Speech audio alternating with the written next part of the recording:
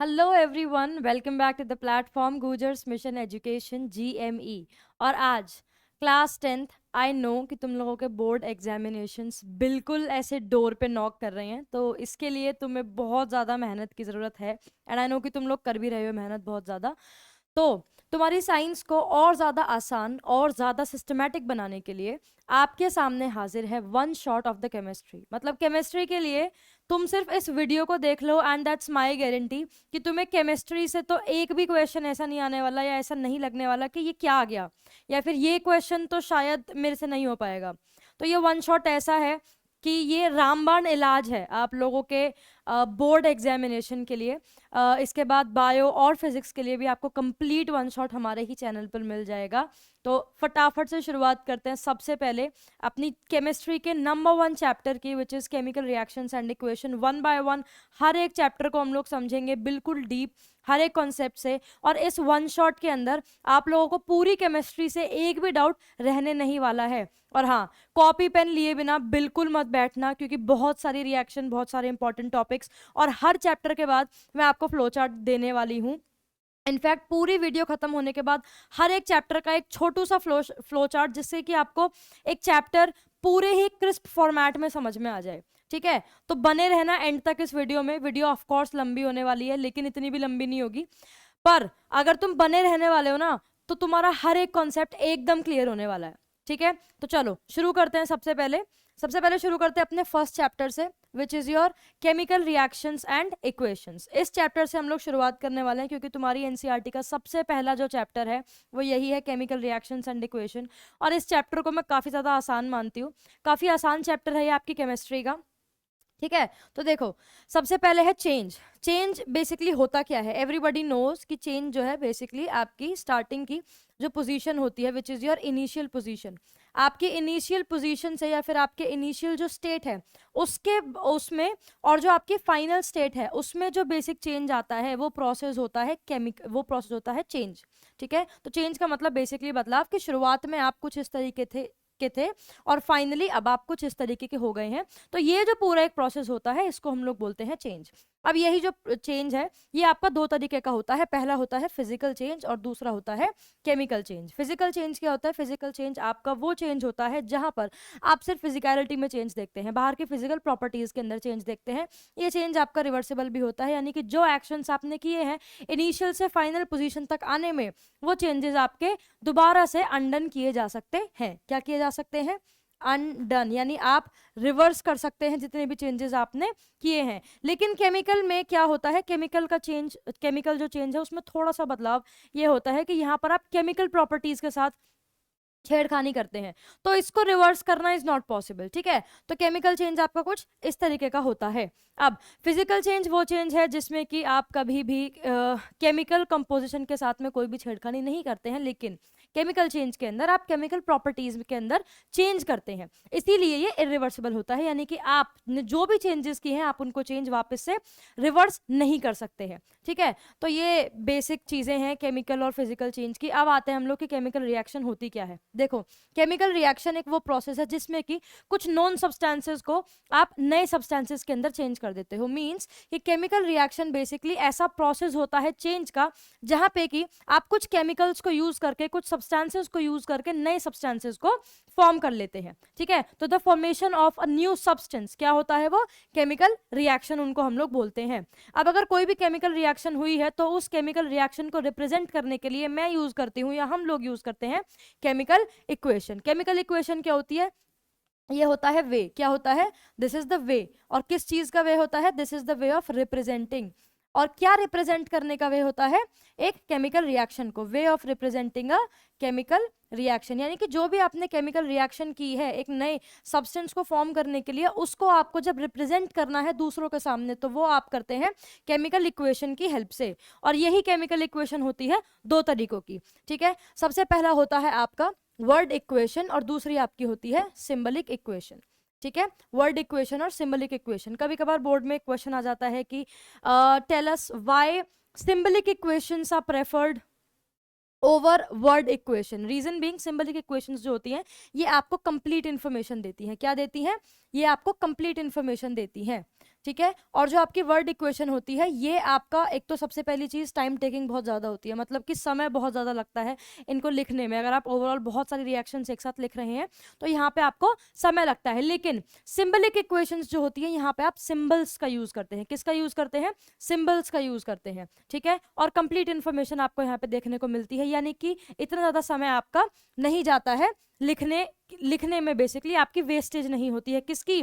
Energy की। तो चलो इसके बाद आती है characteristics of a chemical reaction, यानी केमिकल रिएक्शन की कुछ खास बातें होती हैं जो हमें ध्यान रखनी है। मेजर वो आपकी 5 होती है। कौन कौन सी होती हैं वो चीज़ें जो कि आप एक केमिकल रिएक्शन की खासियत के रूप में पढ़ते हैं? सबसे पहला है चेंज इन कलर। किसी भी केमिकल रिएक्शन, अगर कोई भी जगह पे कोई भी केमिकल रिएक्शन हुई है तो वहाँ पे आपको चेंज इन कलर देखने को मिलेगा, यानी कि केमिकल जो भी आपका सब्सटेंस है, उस सब्सटेंस की इनिशियल पोजीशन और फाइनल पोजीशन में आपको चेंज देखने को मिलेगा। किसमें? कलर में, ठीक है। दूसरा चेंज इन टेम्परेचर। स्टार्टिंग में आपकी रिएक्शन ठंडी हो सकती है, कोल्ड हो सकती है, लेकिन आफ्टर वो गर्म हो जाएगी। बेसिकली आप चेंज इन टेम्परेचर नोटिस करते हैं किसमें? एक केमिकल रिएक्शन के अंदर, ठीक है। तीसरा है formation of a gas. Evolution of a gas भी कभी कभी आप लोग देखते हैं as a characteristic of a chemical reaction. Change in smell, और इसके बाद formation of a precipitate. Precipitate क्या होता है? एक ऐसा सब्सटेंस जो कि इनसोल्यूबल होता है या फिर सेमी सोल्यूबल होता है वाटर के अंदर, या फिर कोई और बेसिकली रिएक्शन के अंदर,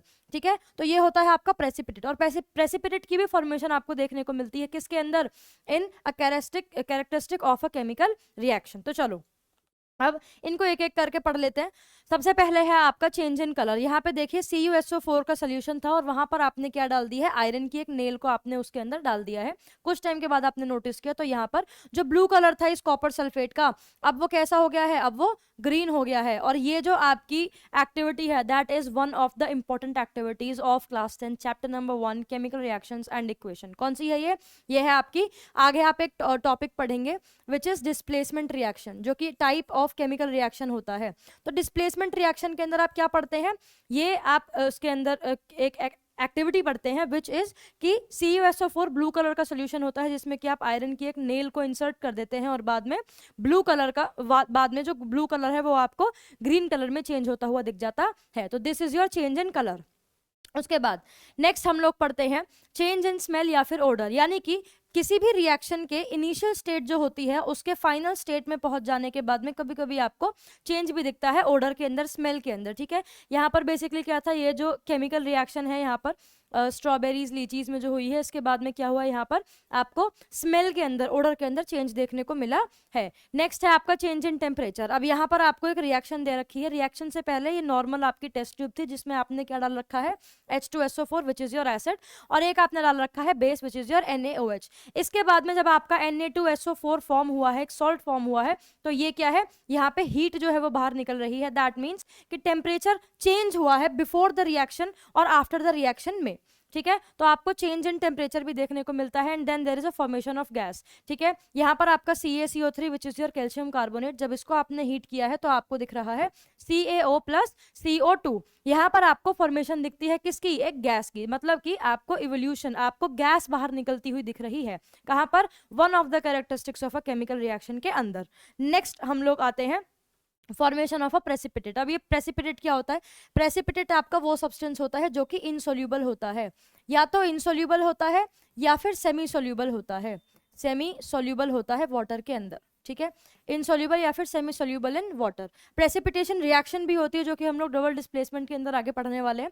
तो ये आपका होता है फॉर्मेशन ऑफ अ प्रेसिपिटेट, यानी कि जब कभी भी कोई भी ऐसी रिएक्शन जो कि रिएक्शन की इनिशियल स्टेट और फाइनल स्टेट में आपको एक प्रेसिपिटेट की फॉर्मेशन देखने को मिल रही है, मीन्स एक ऐसा सब्सटेंस जो कि उस रिएक्शन के पानी के अंदर नहीं डिजोल्व हो रहा है या फिर सेमी डिजोल्व हो रहा है, मतलब कंप्लीटली डिजोल्व नहीं हो रहा है। तो इस तरीके से हम लोग पांचों के पांचों कैरेक्टरिस्टिक्स कर लेते हैं कंप्लीट। और अब हमारे पास आती है balancing of a chemical reaction.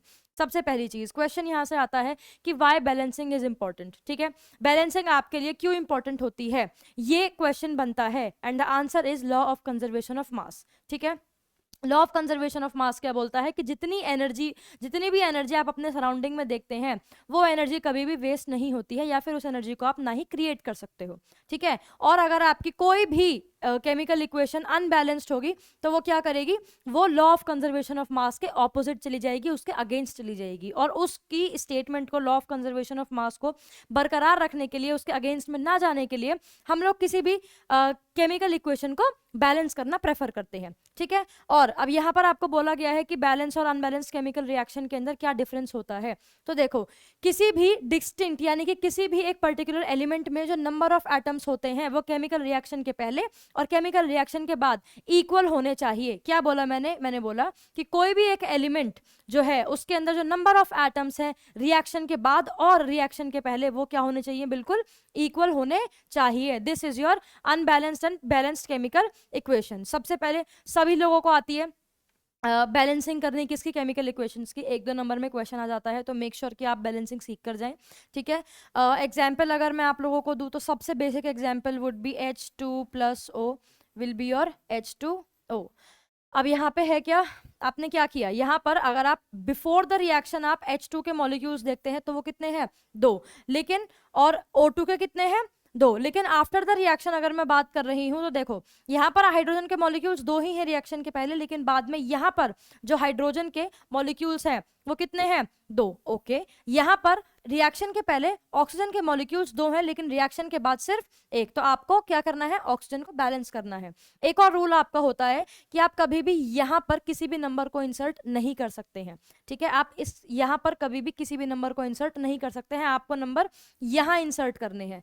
जब मैंने यहाँ पर 2 इंसर्ट कर दिया तो मेरी जो ऑक्सीजन है वो क्या हो गई है, स्टेबल हो गई है, लेकिन जो हाइड्रोजन है वो अनस्टेबल हो गई, क्योंकि after the reaction the number of hydrogen atoms are only 4 but before the reaction there are only 2। तो यहाँ पर मेरे को ये भी बैलेंस करना पड़ेगा, और ये आपकी होती है basic balancing of a chemical equation, and I hope everybody is known to that.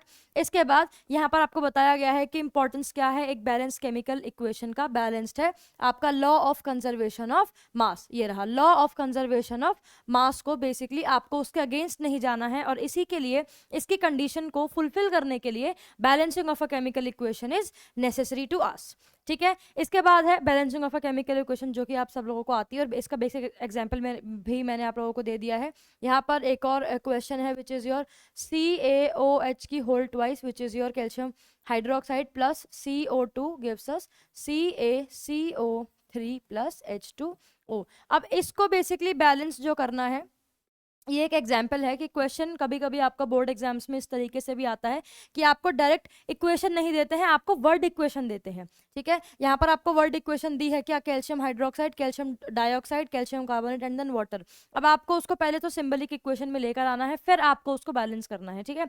तो इस तरीके से भी कुछ क्वेश्चन आपके आते हैं। And then the next is types of a chemical reaction. अब केमिकल रिएक्शन के कुछ टाइप्स भी होते हैं, 5 बेसिक आप टाइप्स पढ़ते हैं। सबसे पहला होता है आपका कॉम्बिनेशन रिएक्शन। कॉम्बिनेशन रिएक्शन में क्या होता है, आपके एक या फिर 2 सब्सटेंसेस मिलकर सिर्फ एक ही सब्सटेंस को बनाते हैं।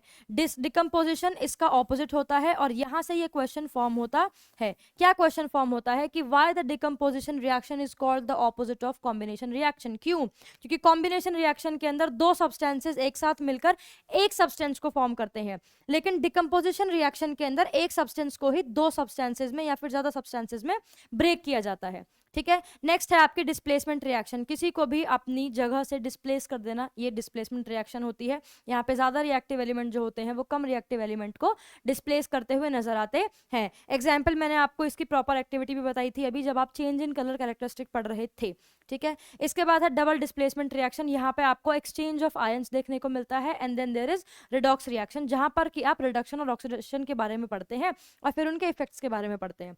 तो सबसे पहले हम लोग आते हैं किस पर, कॉम्बिनेशन रिएक्शन पर। कॉम्बिनेशन रिएक्शंस आपकी वो रिएक्शंस होती है जहां जो कि इन्वॉल्व करती हैं द कॉम्बिनेशन ऑफ 2 और मोर सब्सटेंसेस, यानी 2 या फिर 2 से ज्यादा सब्सटेंसेस जब एक साथ मिलते हैं और फॉर्म करते हैं एक सिंगल सब्सटेंस को, तो वो क्या होता है, वो होती है आपकी कॉम्बिनेशन रिएक्शन। मैम एग्जाम्पल दे दो, सिंपल सा एग्जाम्पल है मैग्नीशियम प्लस ऑक्सीजन, ये 2 सब्सटेंसेस हैं, जब इनको एक साथ मिलाया गया तो इन्होंने फॉर्म किया मैग्नीशियम ऑक्साइड, ठीक है। यहाँ पर कुछ इस तरीके से ये आपकी मैंने बैलेंस कर दी। तो यहाँ पे क्या हुआ, यहाँ पर आपके 2 लेफ्ट साइड में आपके होते हैं रिएक्टेंट, लेफ्ट साइड में क्या होते हैं, लेफ्ट साइड में होते हैं आपके रिएक्टेंट, और राइट साइड में होते हैं आपके क्या, प्रोडक्ट। क्या होते हैं, प्रोडक्ट। अब बड़ी सिंपल सी एक चीज है कि दो या फिर दो से ज्यादा रिएक्टेंट ने मिलकर एक सिंपल प्रोडक्ट को फॉर्म कर दिया है, और यही आपकी होती है कॉम्बिनेशन रिएक्शन। ठीक है, यहाँ पर सिंपल सी लैंग्वेज में बोला भी गया है कि व्हेन टू और more reactant react with each other to form a single product.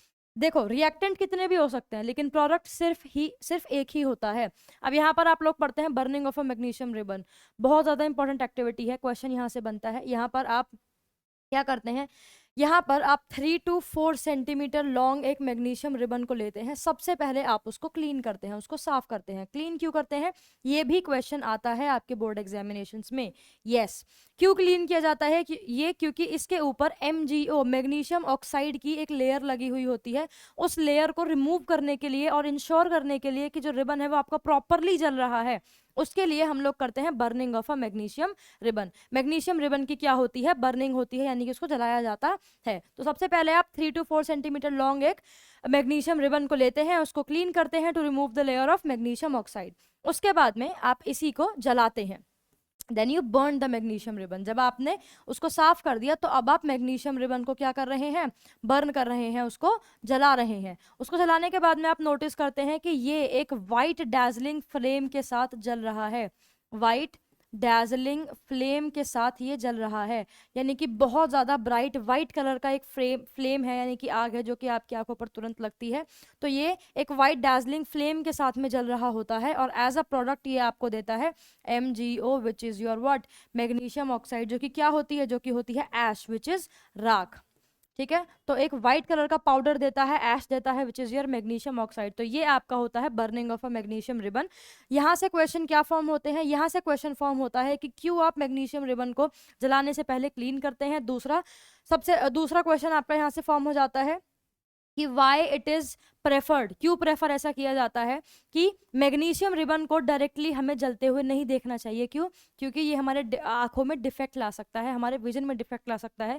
क्योंकि ये जो आपकी डेजलिंग फ्लेम होती है, ये बहुत ही ज़्यादा हद तक क्या होती है, फ्लैशी होती है, मतलब बहुत ज़्यादा ब्राइट होती है, और आपकी आंखों के लिए ठीक नहीं होती अगर आप इसको डायरेक्टली देखते हैं तो। और इसके बाद में आता है कि ये क्या फॉर्म करता है, तो व्हाइट कलर का powder which is ash form करता है ऑफ मैग्नीशियम ऑक्साइड। तो ये है आपकी पहली activities which is burning of magnesium oxide, और बहुत ही ज़्यादा इंपॉर्टेंट होती है ये। इसके बाद में है reaction of quicklime with water, यानी कि जब मैं CaO कैल्शियम ऑक्साइड को वाटर के साथ में रिएक्ट कराती हूँ, तो ये वाली जो मेरी रिएक्शन होती है, this is highly exothermic reaction. अरे मैम ये क्या बता दिया, एक्सोथर्मिक का मतलब जहां पर आपकी जो एक्सोथर्मिक रिएक्शन का मतलब होता है जहां पर आपकी जो हीट है वो बाहर निकल रही है। इवोल्यूशन ऑफ गैस आपको देखने को मिलता है, इवोल्यूशन ऑफ हीट आपको देखने को मिलता है एक्सोथर्मिक रिएक्शन के अंदर। और इसी का दूसरा टाइप होता है एक एंडोथर्मिक रिएक्शन। क्या होता है, एंडोथर्मिक रिएक्शन। एंडोथर्मिक रिएक्शन वो रिएक्शन होती है आपकी जहां पर आपको हीट जो होती है वो एब्जॉर्ब होती हुई नजर आती है, ना कि बाहर निकलती। दोनों बिल्कुल एक दूसरे से ऑपोजिट होती हैं ये। एक्सोथर्मिक रिएक्शन में आप हीट को या फिर थर्मल एनर्जी को बाहर निकलता हुआ नोटिस करते हैं, लेकिन एंडोथर्मिक में हीट जो होती है वो आपके अंदर एब्जॉर्ब होती है। ठीक है, तो ये आपका होता है एक्सोथर्मिक एंड एंडोथर्मिक। अब CaO यानी क्विक लाइम को जब आप वाटर के साथ में रिएक्ट कराते हैं तो ये बहुत ज्यादा एक्सोथर्मिक रिएक्शन होती है और फॉर्म करता है CaOH की whole twice which is your calcium hydroxide. तो ये होती है आपकी reaction of quicklime with water. Reaction बहुत ज्यादा इंपॉर्टेंट है ये। और यहाँ पर एक्सोथर्मिक एंड एंडोथर्मिक के एग्जाम्पल्स से भी कभी कभी आपके क्वेश्चन आ जाते हैं, तो मेक श्योर कि आप इनके एग्जाम्पल्स जरूर पढ़ के जाएं। ठीक है, नेक्स्ट है आपके पास में formation of calcium carbonate. Calcium carbonate की जो फॉर्मेशन होती है, ठीक है, उसकी भी जो एक्टिविटी है that is really very important. आपके NCERT में येलो कलर के डू यू नो वाले सेक्शन के अंदर ये एक्टिविटी आपको गिवन है, जहां पर की फॉर्मेशन हो रही है किसकी, कैल्शियम कार्बोनेट की। ठीक है, तो सबसे पहले आप लेते हो CaOH की होल ट्वाइस। क्या लेते हो, CaOH की whole twice which is your slaked lime. क्या बोलते हैं इसको हम लोग, स्लेक्ट लाइम बोलते हैं। स्लेक्ट लाइम की एक लेयर को हम लोग दीवारों पर लगा देते हैं और उसके कुछ टाइम बाद 2 से 3 दिन बाद, क्योंकि हमारे एटमॉस्फेयर में बहुत सारी CO2 प्रेजेंट होती है, तो CaOH की होल ट्वाइस CO2 के साथ में रिएक्ट करती है और फॉर्म करती है क्या, CaCO3 which is your calcium carbonate. क्या होती है ये, कैल्शियम कार्बोनेट। और कैल्शियम कार्बोनेट जब आपका फॉर्म हो जाता है कुछ दिनों बाद, तो यही रिस्पॉन्सिबल होता है for the shiny finish on the walls. यानी कि दीवारों पर जो कुछ दिन बाद पुट्टी जो होती है बेसिकली दीवारों पे, वो CaOH की होल ट्वाइस की एक लेयर फॉर्म होती है, उस लेयर को हम लोग लगाते हैं और 2 से 3 दिन बाद जो ये CO2 होती है उसके साथ में रिएक्ट कर लेती है और रिएक्ट करके फॉर्म करती है CaCO3। जैसे ही CaCO3 फॉर्म हो जाता है तो this is responsible for what, the shiny finish. जो 2 से 3 दिन बाद आपकी वॉल्स पे शाइनी फिनिश आता है वो आता है CaCO3 की वजह से ही, ठीक है। तो ये होता है आपका formation of calcium carbonate and make sure कि आप इसको भी अच्छे तरीके से पढ़ के जाएं, ठीक है, क्योंकि यहाँ से भी क्वेश्चन आता है। रिएक्शन बहुत ज़्यादा इंपॉर्टेंट है, formation of calcium carbonate balancing के लिए भी आ सकता है, और किस तरीके से शाइनी फिनिश आता है आपकी वॉल्स पर, ये भी क्वेश्चन आपका बेसिकली पूछ लिया जाता है। तो इसको भी प्लीज ढंग से याद करके रिवाइज करके जाइएगा। इसके बाद आता है next decomposition reaction. Decomposition reaction और कॉम्बिनेशन रिएक्शन में मैंने आपको क्वेश्चन बताया कि जो कॉम्बिनेशन रिएक्शन होती है, क्या कॉम्बिनेशन रिएक्शन जो होती है, combination reaction is opposite of decomposition reaction, of decomposition reaction. Decomposition reaction और कॉम्बिनेशन रिएक्शन एग्जैक्टली एक दूसरे के बिल्कुल ऑपोजिट होती हैं। ऐसा क्यों होता है, ये क्वेश्चन भी आपका पूछ लिया जाता है बोर्ड्स के अंदर, and one of the most important question ये भी है। तो ये भी आपको याद रखना है, क्योंकि जो आपकी कॉम्बिनेशन रिएक्शन होती है क्या करती हैं, दो सब्सटेंसेज एक साथ मिलकर एक सिंगल प्रोडक्ट को फॉर्म करते हैं। डिकम्पोजिशन में एक रिएक्टेंट ही दो या फिर दो से ज्यादा प्रोडक्ट में ब्रेक डाउन होता है, तो इसीलिए बिल्कुल ऑपोजिट होती है एक दूसरे की। एग्जाम्पल्स देना बिल्कुल भी मत बोलना, विदाउट एग्जाम्पल अगर तुम लोग एक्सप्लेन करोगे तो टॉपर की जो टेंडेंसी होती है वो ये कभी भी नहीं होती है कि वो सिर्फ डेफिनेशन के ऊपर बेस्ड अपना आंसर लिख रहा होता है, नहीं। टॉपर्स जो लोग होते हैं वो हमेशा डेफिनेशन के साथ साथ एग्जाम्पल्स भी लिखते हैं, और तभी आपकी एक डेफिनेशन जो होती है वो अपने आप में फुलफिल्ड होती है, ठीक है। डेफिनेशन के साथ साथ एग्जाम्पल्स लिखना इज़ वेरी इंपॉर्टेंट, और अगर आपको एग्जाम्पल्स याद है तो एग्जामिनर को भी एक लगता है कि हाँ इसको हर एक चीज़ का कॉन्सेप्ट बिल्कुल क्लियर है, ठीक है। तो अगर कोई भी डेफिनेशन आप लोग याद कर रहे हो तो मेक श्योर कि आप उसके एग्जाम्पल्स को बिल्कुल याद करके जाओ और बहुत तरीके से उसके एग्जाम्पल्स को एग्जाम में लिखो, ठीक है। आते हैं डिकम्पोजिशन रिएक्शन पर वापस से। तो डिकम्पोजिशन रिएक्शन होती क्या है, एक सिंगल कंपाउंड जो होता है आपका, जब वो दो या फिर दो से ज्यादा सिंपलर सब्सटेंस में ब्रेक होता है तो वो आपका होता है क्या, डिकम्पोजिशन रिएक्शन, ठीक है। यहाँ पर एक ही सब्सटेंस जो होता है उसको हम लोग ब्रेक डाउन करते हैं इनटू 2 या फिर उससे ज्यादा प्रोडक्ट्स में, ठीक है। अब डिकम्पोजिशन रिएक्शन भी होती है आपकी 3 तरीकों की। सबसे पहली होती है आपकी थर्मल डिकम्पोजिशन। देखो जहां पर भी आपको वर्ड सुनाई दे थर्मल, थर्मल का मतलब होता है हीट, ठीक है, हीट एनर्जी का और दूसरा वर्ड होता है आपका थर्मल। तो सबसे पहले तो जब आप लोग हीट एनर्जी को देते हैं तो किस तरीके से डिकम्पोजिशन रिएक्शन आपकी कैरी आउट होती है वो आप लोग पढ़ते हैं डिकम्पोजिशन रिएक्शन के थर्मल डिकम्पोजिशन के अंदर। दूसरा आपका होता है इलेक्ट्रोलाइटिक डिकम्पोजिशन। यहाँ पर आप जब सब्सटेंसेस को ब्रेक करते हो तो आप करते हो इलेक्ट्रिसिटी की हेल्प से। किसकी हेल्प से, इलेक्ट्रिसिटी की हेल्प से। और तीसरा होता है फोटोलिटिक डिकम्पोजिशन। फोटोलिटिक का मतलब सनलाइट से, यानी कि यहाँ पर आप सनलाइट का यूज कर रहे हो और सनलाइट का यूज करके आप एक सिंगल रिएक्टेंट को दो या फिर उससे ज्यादा रिएक्टेंट्स में या फिर प्रोडक्ट में ब्रेक कर रहे होते हो। तो ये 3 जो इसके टाइप्स आए होप आप लोगों को समझ में आ गए होंगे, ठीक है। थर्मल डिकम्पोजिशन रिएक्शन, सबसे पहला when the substance is broken down through heat. जब कोई भी सब्सटेंस को आप लोग हीट देकर क्या करते हैं, ब्रेक करते हैं, तो वो आपका होता है थर्मल डिकम्पोजिशन रिएक्शन। एग्जाम्पल यहाँ पे है CaCO3। CaCO3 क्या था, it is responsible for what, the shiny finish on the walls, ठीक है। अब जो आपका कैल्शियम कार्बोनेट है, जब इसको आप लोग हीट कर रहे हो तो ये आपको देता है calcium oxide plus carbon dioxide साथ में, ठीक है। तो ये होता है थर्मल डिकम्पोजिशन। इसका एग्जांपल भी मैंने आप लोगों को दे दिया है। अगर आता है क्वेश्चन इन 2 मार्क्स और 1 मार्क कि डिफाइन थर्मल डिकम्पोजिशन, तो सिंपल सा आपको इसकी रिएक्शन देनी, इसकी डेफिनेशन देनी है एंड देन एग्जाम्पल लिखना है, ठीक है। उसके बाद ये जो प्रोसेस है मेनली यूज होता है in the manufacturing of quicklime which is important in many industries, ठीक है। इसके बाद नेक्स्ट है आप लोगों के पास में डिकम्पोजिशन ऑफ फेरस सल्फेट। अब देखो फेरस सल्फेट होता क्या है और इसका डिकम्पोजिशन जो होता है ये क्या होता है। ये जो आपकी रिएक्शन होती है ये होती है 2 स्टेप्स में। कैसी होती है ये, 2 स्टेप्स में आपकी रिएक्शन जो है ये फेरस सल्फेट की होती है। सबसे पहली चीज जो आपकी FeSO4 होता है, FeSO4 which is ferrous sulphate, इसके अंदर आपके 7 मॉलिक्यूल्स होते हैं, किसके? वाटर के। वाटर के 7 मॉलिक्यूल्स होते हैं। इसको जब आप लोग फर्दर हीट करते हैं, जब आप लोग इसको थर्मल एनर्जी देते हैं, हीट एनर्जी देते हैं, तो FeSO4 अलग हो जाता है और H2O 7 जो मॉलिक्यूल्स होते हैं वाटर के वो अलग हो जाते हैं। ठीक है, सेकेंड स्टेप जो होता है इसका, सेकेंड स्टेप ये क्या होता है, यहाँ पर आप FeSO4 को लेते हैं, FeSO4, और आप इसको क्या करते हैं, इसको फर्दर हीट करते हैं। ठीक है, इसको आप फर्दर हीट करते हैं और जैसे ही आपने इसको फर्दर हीट किया तो यहाँ पर फॉर्मेशन आपको दिखती है Fe2O3 which is your ferric oxide. क्या होती है ये आपकी होती है फेरिक ऑक्साइड। ठीक है, और साथ में SO2 एंड SO3 की फॉर्मेशन भी आप लोगों को देखने को मिलती है। ये आपका होता है decomposition of ferrous sulphate. Then there is decomposition of lead nitrate. जब आप लेड नाइट्रेट को क्या कर रहे हैं, डिकम्पोज कर रहे हैं। लेड नाइट्रेट क्या होता है, लेड नाइट्रेट होता है PbNO3 2, ये आपका होता है लेड नाइट्रेट। जब आप इसको फर्दर क्या करते हैं, हीट देते हैं, तो ये आपका ब्रेक डाउन करता है PbO which is what, lead oxide. इसको हम लोग बोलते हैं लेड ऑक्साइड। और साथ में 2 और सब्सटेंसेस मिलते हैं, फटाफट से कमेंट कर दो, अगर तुम लोग कॉपी किताब लेके बैठे तो तुम लोगों को पता होना चाहिए कि PbO के साथ साथ और 2 चीजें जो आपके प्रोडक्ट होते हैं वो कौन कौन से होते हैं। ठीक है, answer in the comment section below. इसके बाद नेक्स्ट है इलेक्ट्रोलाइटिक डिकम्पोजिशन। ऐसी डिकम्पोजिशन रिएक्शन, ऐसा ब्रेकडाउन ऑफ सब्सटेंस जहां पर आप इलेक्ट्रिसिटी को यूज कर रहे हैं। अब देखो, जो आपकी इलेक्ट्रोलाइटिक डिकम्पोजिशन होती है ये वो रिएक्शन होती है जहां पर कि आप क्या करते हैं, इलेक्ट्रिकल एनर्जी को सप्लाई करते हैं या फिर इलेक्ट्रिकल एनर्जी को देते हैं to what, to break down. ठीक है, टू ब्रेक द सब्सटेंसेस। सबसे पहला इसका रिएक्शन जो है, एग्जाम्पल जो है वो यही है। यहाँ पर आप H2O यानी वाटर को लेते हैं। ठीक है, वाटर को आप लोगों ने लिया, इलेक्ट्रिसिटी उसके पास से पास किया आपने, तो यहाँ पर जो हाइड्रोजन के मॉलिक्यूल्स हैं और जो ऑक्सीजन के मॉलिक्यूल्स हैं वो क्या कर गए हैं, आपस में ब्रेक कर गए हैं। ठीक है, तो this is electrolytic decomposition.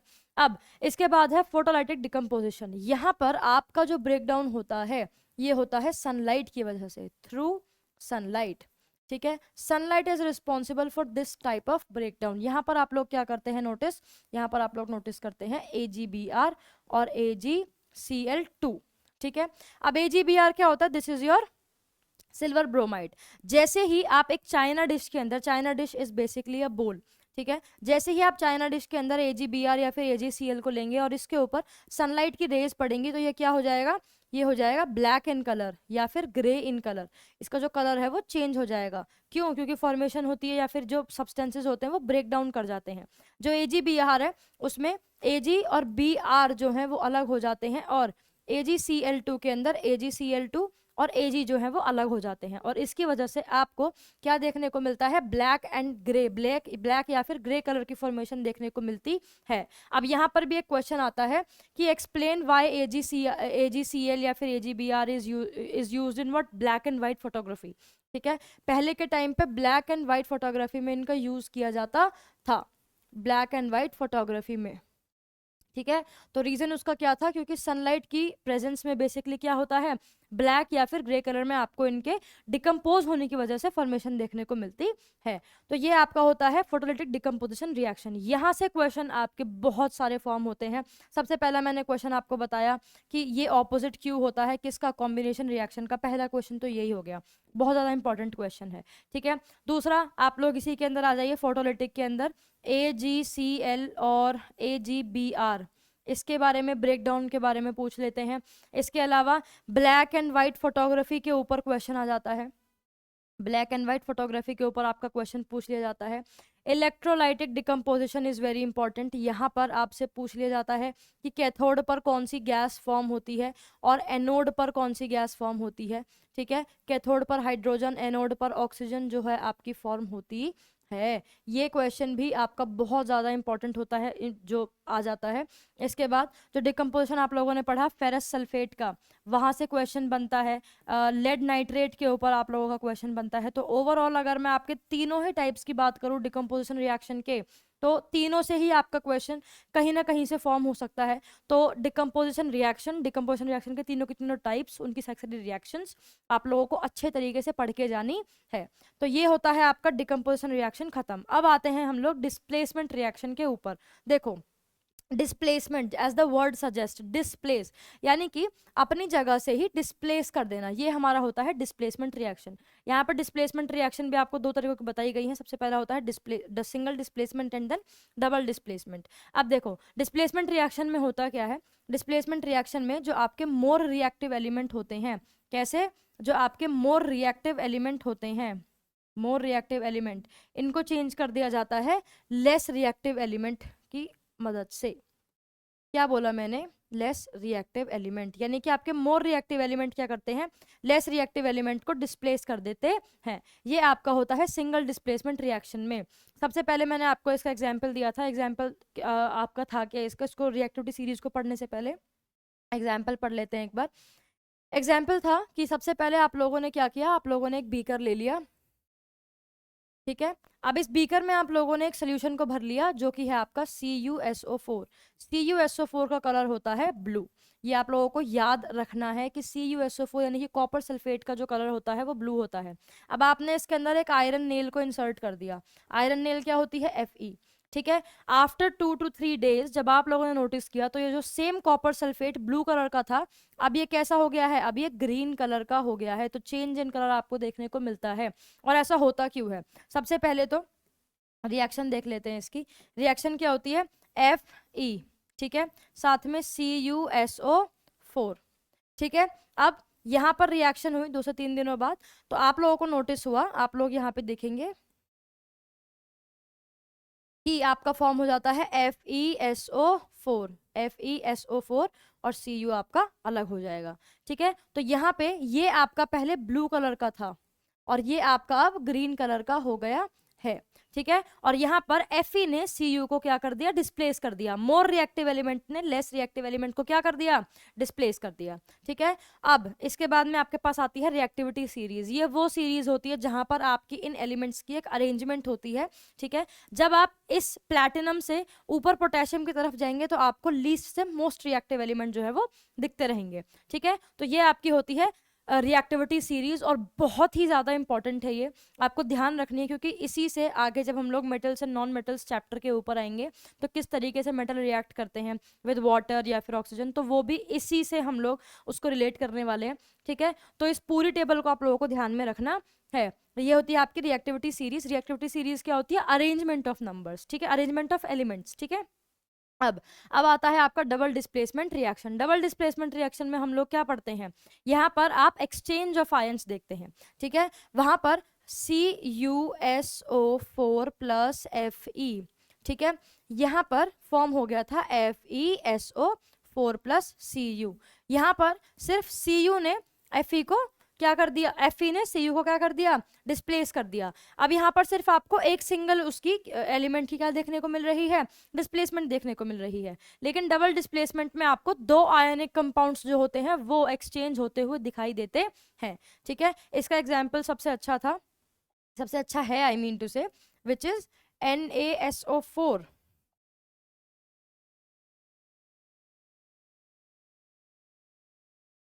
Plus BaCl2, ठीक है। फॉर्म क्या हो जाता है आपका,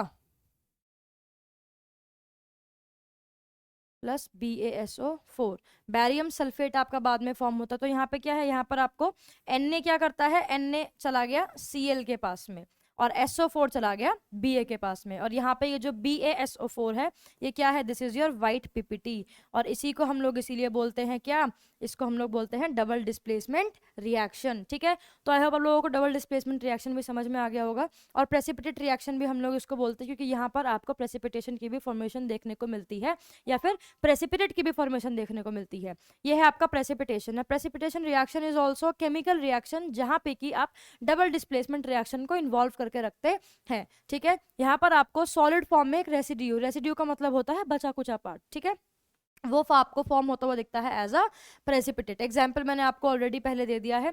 इसके बाद में है reaction based upon energy exchange. ये आप लोगों को मैंने बता दिया एंडोथर्मिक और एक्सोथर्मिक दोनों ही रिएक्शंस के बारे में। एंडोथर्मिक रिएक्शन आपकी वो रिएक्शन होती है जो कि एनर्जी को क्या करती है, एब्जॉर्ब करती है, और एक्सोथर्मिक क्या करती है, जो कि एनर्जी को क्या करती है, रिलीज करती है। ठीक है, इसके बाद आपका नेक्स्ट आता है reaction based upon energy exchange, जिसमें कि ऑफकोर्स मैंने एंडोथर्मिक के बारे में बता दिया है और एक्सोथर्मिक के बारे में भी आप लोगों को इन्फॉर्म कर दिया है।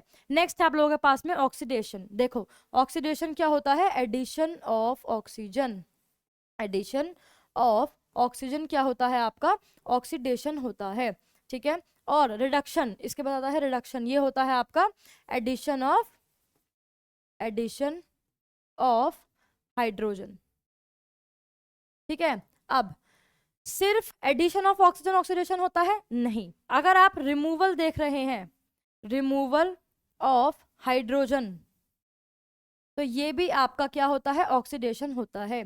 और यह है रिडक्शन, अगर और रिमूवल ऑफ ऑक्सीजन, तो ये होता है आपका रिडक्शन। और जहां पर आपको ऑक्सीडेशन एंड रिडक्शन एक साथ एक ही रिएक्शन में होते हुए दिख जाए तो वो आपकी होती है रिडॉक्स रिएक्शन। इसके बाद में है इफेक्ट ऑफ रिडॉक्स रिएक्शन। अब रिडॉक्स रिएक्शन यानी कि ऑक्सीडेशन एंड रिडक्शन अगर एक साथ हो रहा है तो वो होती है आपकी रिडॉक्स रिएक्शन। और इस रिडॉक्स रिएक्शन का डेली लाइफ में आपका क्या यूज होता है, क्या इफेक्ट होता है, उसके बारे में हम लोग पढ़ने वाले हैं। सबसे पहला होता है आपका व्हाट इज कोरोजन। कोरोजन क्या होता है, ये question is very important question आता है, डिफाइन कोरोजन। ठीक है, व्हाट इज कोरोजन। ठीक है, तो किसी भी मेटल का कोरोड होना क्या होता है, ये कोई भी अगर मेटल आपका कोरोड हो रहा है उसको हम लोग बोलते हैं कोरोजन। अब ये होता क्यों है, क्योंकि ये होता है by the action of O2 यानी कि ऑक्सीजन या फिर मॉइस्चर या फिर एयर, कोई भी आप वर्ड यूज कर सकते हैं। जब आपका कोई भी मेटल O2 मॉइस्चर या फिर एयर के साथ में क्या कर रहा है, रिएक्ट कर रहा है। ठीक है, या फिर क्या कर रहा है, जब O2 मॉइस्चर या फिर एयर, इन तीनों में से कोई भी एक चीज उस मेटल के साथ में रिएक्ट कर रही है तो यहाँ पर जो मेटल है वो कोरोड होना शुरू कर देता है, और इसी प्रोसेस को हम लोग बोलते हैं कोरोजन। बहुत ही ज्यादा इंपॉर्टेंट है कोरोजन जो आपका टॉपिक है। इसके बाद यहाँ पर आपको दे रखा है most common example of corrosion is rusting, जो कि है लोहे में जंग लगना। अब लोहे में जंग किस तरीके से लगता है, बेसिकली आप यहाँ पर देखो, अगर मैं इफेक्ट्स की बात करती हूँ रिडॉक्स रिएक्शन के, तो मैं पढ़ती हूँ कोरोजन के बारे में। अब जब मैं पढ़ती हूँ कोरोजन के बारे में तो मैंने आप लोगों को बताया कि किसी भी एलिमेंट का बेकार होना, किसी भी एलिमेंट का धीरे धीरे धीरे धीरे कोरोड होना इज व्हाट, कोरोजन। और क्यों कोरोड होना उसका, क्योंकि वो क्या आता है, क्योंकि वो कांटेक्ट में आता है O2 के या फिर मॉइस्चर के या फिर एयर के। ठीक है, अब कोरोजन में आप बेसिकली पढ़ते हैं रस्टिंग के बारे में। जब आप मेटल्स एंड नॉन मेटल्स में जाएंगे तो आप लोग टार्निशिंग के बारे में पढ़ेंगे, टार्निशिंग ऑफ कॉपर या फिर सिल्वर, है ना, ये सब चीजें। तो कोरोजन में फिर आप रस्टिंग के बारे में पढ़ते हैं, और यहाँ से फिर हम लोग पढ़ते हैं इसकी प्रिवेंशन के बारे में, प्रिकॉशंस के बारे में। प्रिवेंशन मतलब इसको बचाएं कैसे, मेटल को खराब होने से किस तरीके से बचाएं। तो आपका बेसिक क्या होता है, इसका कॉज क्या है, कोरोजन का कॉज होता है O2 का, और O2 के साथ में कॉन्टैक्ट। ठीक है, जब ये O2 के साथ में कांटेक्ट हो रहा है या फिर मॉइस्चर के साथ में कांटेक्ट हो रहा है तो आपको क्या फॉर्म होता हुआ दिखता है, कोरोजन फॉर्म होता हुआ दिखता है किसी भी मेटल के ऊपर। लेकिन अगर हम लोगों को प्रिवेंट करना है किसी भी मेटल को बेसिकली कोरोड होने से, तो हम लोग क्या करते हैं, उसकी प्रिवेंशन में जो आपका डायरेक्ट कॉन्टैक्ट होता है O2 का, उसको हम लोग क्या कर देते हैं, क्लोज कर देते हैं, बंद कर देते हैं। मतलब डायरेक्ट कॉन्टैक्ट नहीं होना चाहिए O2 का और उस मेटल का, तो जो मेटल है वो आपका सेफ रहेगा। ठीक है, अब देखो यहाँ पर आपको एग्जाम्पल दे रखा है किसका, रस्टिंग का। रस्टिंग होता है कोरोजन ऑफ आयरन, यानी जब आपका आयरन पर्टिकुलरली कोरोड होने लगता है तो उसको हम लोग बोलते हैं क्या, रस्टिंग। अब यहाँ पर आपको बेसिकली बताया गया है कि उसका सरफेस जो है वो कवर्ड वो हो जाता है एक ब्राउन और फ्लेकी सब्सटेंस के साथ में, जिसको हम लोग रस्ट बोलते हैं। Rust basically hydrated ferric oxide होती है, यानी कि Fe2O3 आपकी होती है। ये आपको यहाँ पे रिएक्शन दे रखी है उसकी। ठीक है, यहाँ पे कॉपर के बारे में बताया जा रहा है आपको। ओके अब यहाँ पर सिल्वर के बारे में बताया जा रहा है, क्योंकि सिल्वर भी एक मेटल होता है और मेटल का ही कोरोड होना आपका कोरोजन होता है। ठीक है, बहुत सारे बच्चे कंफ्यूज होते हैं, बेसिकली क्या सोचते हैं वो कि rusting of metal is equal to corrosion. नहीं, कोई भी मेटल अगर कोरोड हो रहा है तो वो कोरोजन होता है। सिर्फ रस्टिंग ऑफ आयरन नहीं, वो सिर्फ कोरोजन नहीं होता है। कोई भी मेटल अगर कोरोड हो रहा है, बेकार हो रहा है over time with the contact of O2 या फिर मॉइस्चर या फिर एयर, तो वो कोरोजन होता है। अब प्रिवेंशन क्या क्या होती है, सबसे पहले प्रोटेक्टिव कोटिंग। कोई भी आप कोटिंग उसके ऊपर कर लीजिए, ठीक है। पेंट कर दीजिए, गैल्वेनाइजिंग मतलब एक लेयर लगा दीजिए, ठीक है। तो ये क्या होता है, ये तीनों के तीनों आपके वो प्रोसेसेस होते हैं जिसके थ्रू आप प्रिवेंट कर सकते हो किसको, कोरोजन को। कैसे प्रिवेंट कर रहे हो कोरोजन को, क्योंकि आप डायरेक्ट O2 का या फिर मॉइस्चर का जो कांटेक्ट है उसको डायरेक्ट क्या कर रहे हो, रोक रहे हो, किसके थ्रू, पेंट या फिर कोटिंग वगैरह लगा के, ठीक है। अब इसके बाद नेक्स्ट है आप लोगों का रेंसिडिटी, ठीक है। दो आप टॉपिक्स पढ़ते हैं, सबसे पहला है कोरोजन, दूसरा है आपका रेंसिडिटी। रेंसिडिटी क्या होता है, अगेन आपका खाना क्योंकि उसके अंदर फैट्स होते हैं, ऑयल्स होते हैं बहुत सारे, तो फैट और ऑयल जो होते हैं जब वो एक केमिकल रिएक्शन के अंदर जाते हैं, बेसिकली ऑक्सीडेशन के अंदर जाते हैं, तो उनके टेस्ट के अंदर, उनकी स्मेल के अंदर एक चेंज आ जाता है। क्या बोला मैंने, रेंसिडिटी क्या होता है, रेंसिडिटी एक केमिकल प्रोसेस होता है, ठीक है। कैसा केमिकल प्रोसेस होता है, रेंसिडिटी आपका एक ऐसा केमिकल प्रोसेस है जहां पर खाने के अंदर के fats and oils direct oxygen के साथ में रिएक्ट करके अपने टेस्ट को, अपने ऑर्डर को खराब कर लेते हैं, तो ये आपका होता है रेंसिडिटी, ठीक है। अब कॉजेज क्या होते हैं रेंसिडिटी के, of course oxidation, primary cause तो आपका यही होता है, प्राइमरी होता है ऑक्सीडेशन ऑफ अनसैचुरेटेड फैट्स, ठीक है। होता क्यों है, एक्सपोजर टू लाइट, खाने को बेसिकली एक्सपोज कर देना, धूप में खाना अगर आप बहुत उस तक देर तक रख दोगे तो वो खराब हो जाएगा, ठीक है। हाई टेम्परेचर हो गया है, इसीलिए हम लोग खाने को फ्रिज के अंदर रखना प्रेफर करते हैं, ये आपके प्रिवेंशन है। तो प्रिवेंशन सबसे पहला क्या है, एंटीऑक्सीडेंट्स, यानी कि ऐसे फूड को उनके अंदर ऐड कर दो जो कि ऑक्सीजन के साथ में रिएक्शन होने ही ना दे, ठीक है। इसके बाद है packaging oil containing foods in nitrogen gas, अगर आप नाइट्रोजन गैस के साथ उनको क्या कर देंगे, पैक कर देंगे, तो जो रेंसिडिटी है वो नहीं होगी। इसके बाद है फूड को खाने में रखना, एयर टाइट कंटेनर में रखना, ठीक है, और खाने को लाइट से दूर रखना, ठीक है। ये आपका क्या होता है, ये आपका हो गया है इफेक्ट ऑफ मतलब रेंसिडिटी को प्रिवेंट करने का तरीका, ठीक है। इस तरीके से पहला चैप्टर हम लोग फाइनली खत्म करते हैं। अब हम लोग आते हैं अपने दूसरे चैप्टर पर, विच is your acids bases and salts, ठीक है। अब थोड़ा स्पीड अप करते हैं फटाफट से। एसिड बेसिस एंड सॉल्ट्स, सबसे पहले एसिड के बारे में जो हम लोगों ने चीज पढ़ी है वो है कि एसिड आपके मैम कैसे होते हैं, क्षार होते हैं। लिटमस पेपर का जो कलर होता है इसको वो ब्लू से रेड कर देते हैं, कैसा कर देते हैं, ब्लू से रेड कर देते हैं। और हाइड्रोलाइसिस जब करते हैं, हाइड्रोलाइसिस मतलब पानी के साथ में जब रिएक्शन होती है तो ये क्या करते हैं, H+ आयंस को देते हैं। And this third point is really very important, ठीक है। हाइड्रोलाइसिस का मतलब जब एसिड्स क्या होते हैं, एसिड्स आपके वो सब्सटेंसेस होते हैं जो कि पानी के साथ में रिएक्शन करने पर आपको H+ आयंस की फॉर्मेशन देते हैं बेसिकली, ठीक है। H+ आयंस आपको बाहर निकलते हुए दिखते हैं अगर एसिड आपके वाटर के साथ में क्या कर रहे हैं, रिएक्शन कर रहे हैं। तो यहाँ पर आपको एग्जांपल्स दे रखे हैं किसके, एसिड के। सबसे पहला है H2SO4, क्या है ये, H2SO4, सल्फ्यूरिक एसिड HCl, क्या है, hydrochloric acid. Life process chapter के अंदर आप लोगों ने पढ़ा होगा कि हमारे स्टमक के अंदर भी ये प्रेजेंट रहता है।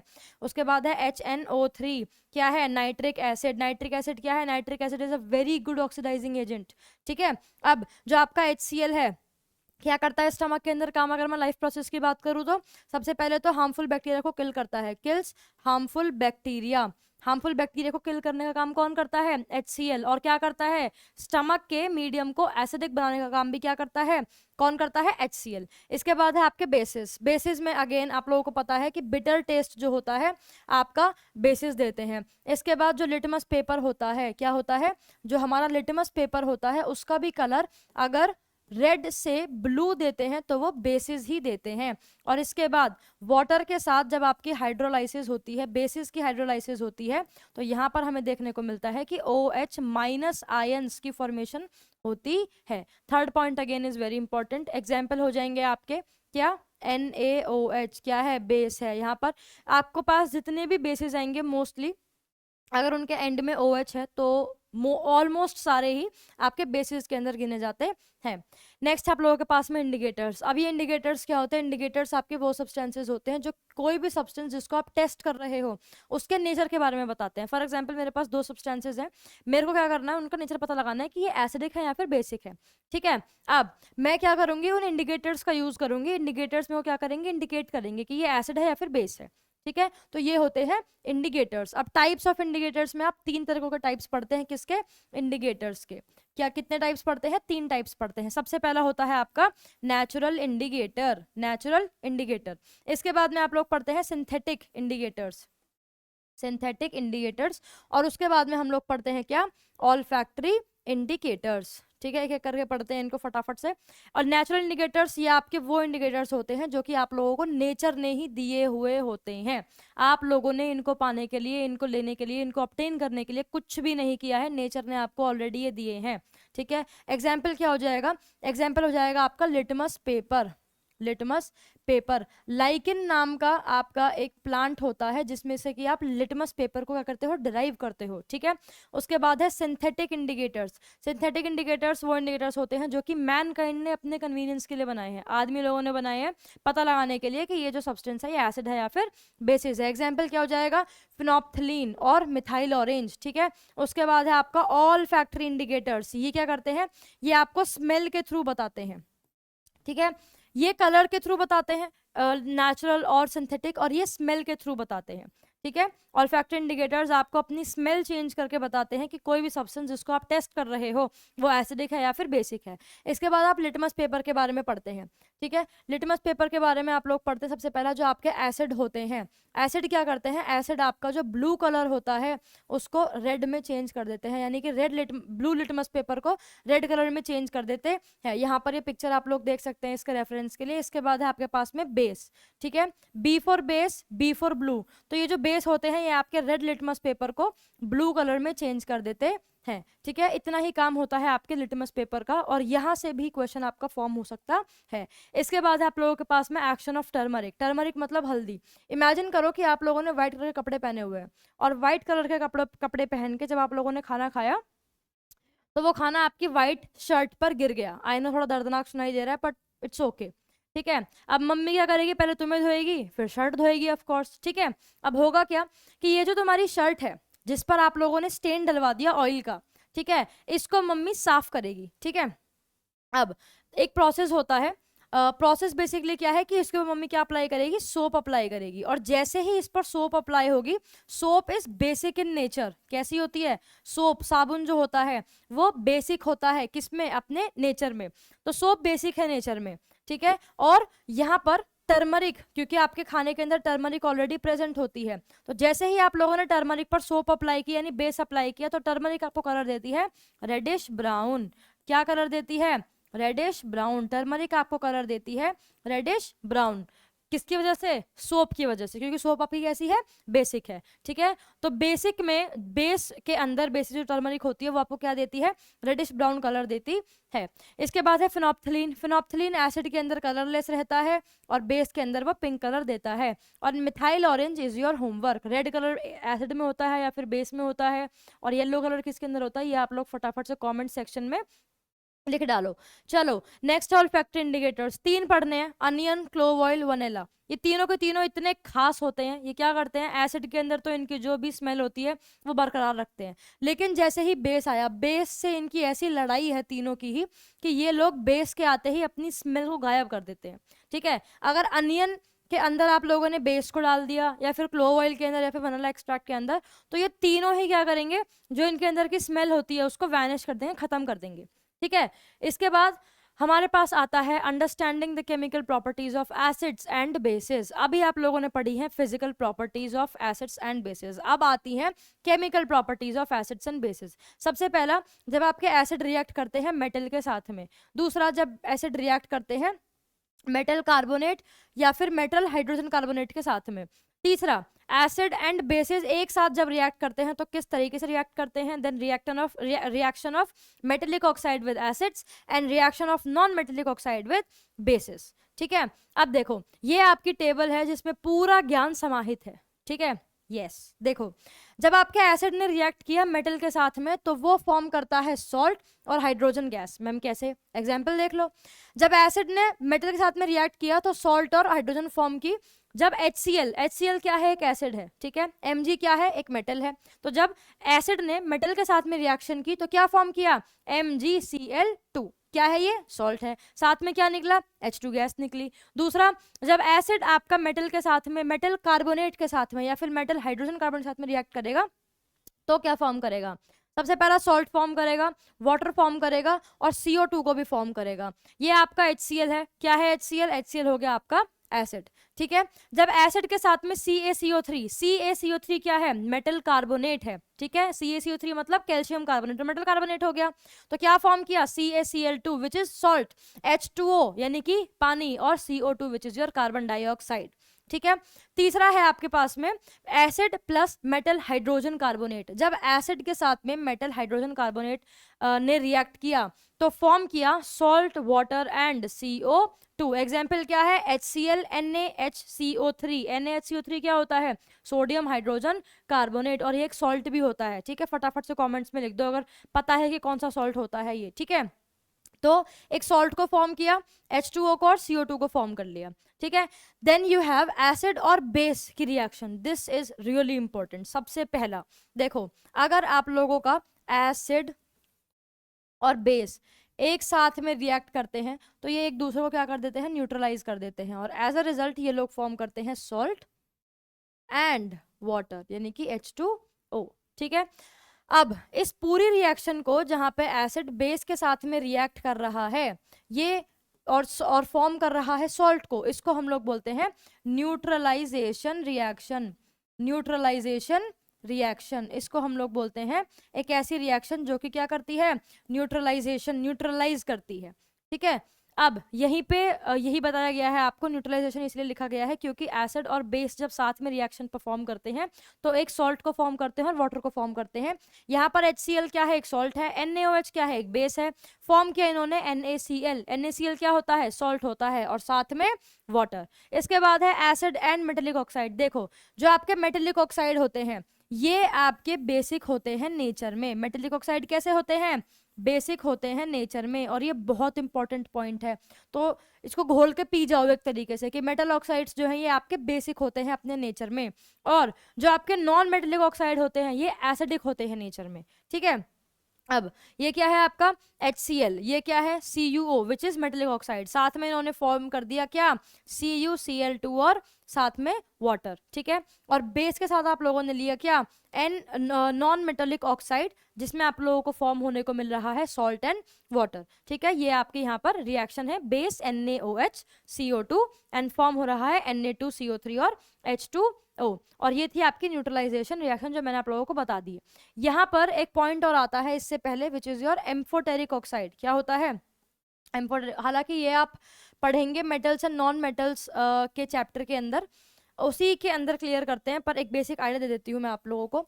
एम्फोटेरिक ऑक्साइड, एम्फोटेरिक ऑक्साइड ये आपके वो ऑक्साइड्स होते हैं जो कि एसिड और बेस दोनों के ही साथ में क्या फॉर्म करते हैं, सॉल्ट को फॉर्म करते हैं, ठीक है। मेटल्स एंड नॉन मेटल्स के अंदर डिटेल में हम लोग इसको पढ़ने वाले हैं, ठीक है। अभी तक के लिए जो आपको याद रखना है वो ये है कि जो आपके मेटेलिक ऑक्साइड होते हैं, मेटेलिक ऑक्साइड ये आपके बेसिक होते हैं नेचर में। कैसे होते हैं, बेसिक होते हैं नेचर में। और जो आपके नॉन मेटेलिक ऑक्साइड होते हैं, नॉन मेटेलिक ऑक्साइड ये आपके एसिडिक होते हैं, किसमें, अपने नेचर के अंदर, ठीक है। तो ये तो आप लोगों को समझ में आ गया होगा। नेक्स्ट है आप लोगों के पास में डिसॉल्विंग एन एसिड और अ बेस इन वाटर, ये क्वेश्चन आता है पेपर के अंदर, ठीक है। तो आराम से समझना इस क्वेश्चन को। अब इसमें है क्या, आप लोगों के पास में 2 बीकर गिवन है, एक बीकर ये हो गया, एक बीकर ये हो गया। पहले बीकर के अंदर क्या है, पहले बीकर के अंदर है आपका वाटर, ठीक है, और इस बीकर के अंदर है आपका एसिड। अब इन दोनों को अगर आपको एक ही बीकर में लाना है तो आपके पास 2 तरीके होते हैं। पहला कि आप लोगों ने एसिड डाल दिया और एसिड के ऊपर आप लोगों ने पानी डाल दिया। अगर आप लोगों ने ये काम किया तो आप लोग बिल्कुल बेवकूफ़ हो, और फिर आपकी बेवकूफ़ी को रियलाइज़ करने का आप लोगों को समय नहीं मिल पाएगा। क्यों नहीं मिल पाएगा, क्योंकि एसिड के ऊपर अगर आप लोगों ने वाटर को डाल दिया तो ये हाईली एक्सोथर्मिक रिएक्शन होती है, आपकी बॉडी पर बर्न्स आ सकते हैं, स्प्लैश हो सकता है ये वाटर, क्योंकि इतनी ज़्यादा हीट बाहर निकलेगी कि आप लोग पक्का जल जाएंगे। तो एसिड के अंदर पानी डालना इस बेवकूफ़ी। तो समझदारी क्या है, समझदारी है कि इस बीकर के अंदर आप लोगों ने पहले डाल दिया है पानी। क्या डाल दिया है, पानी, और अब आप इसमें ड्रॉप बाय ड्रॉप डालेंगे एसिड। कैसे डालेंगे, ड्रॉप बाय ड्रॉप एसिड डालेंगे।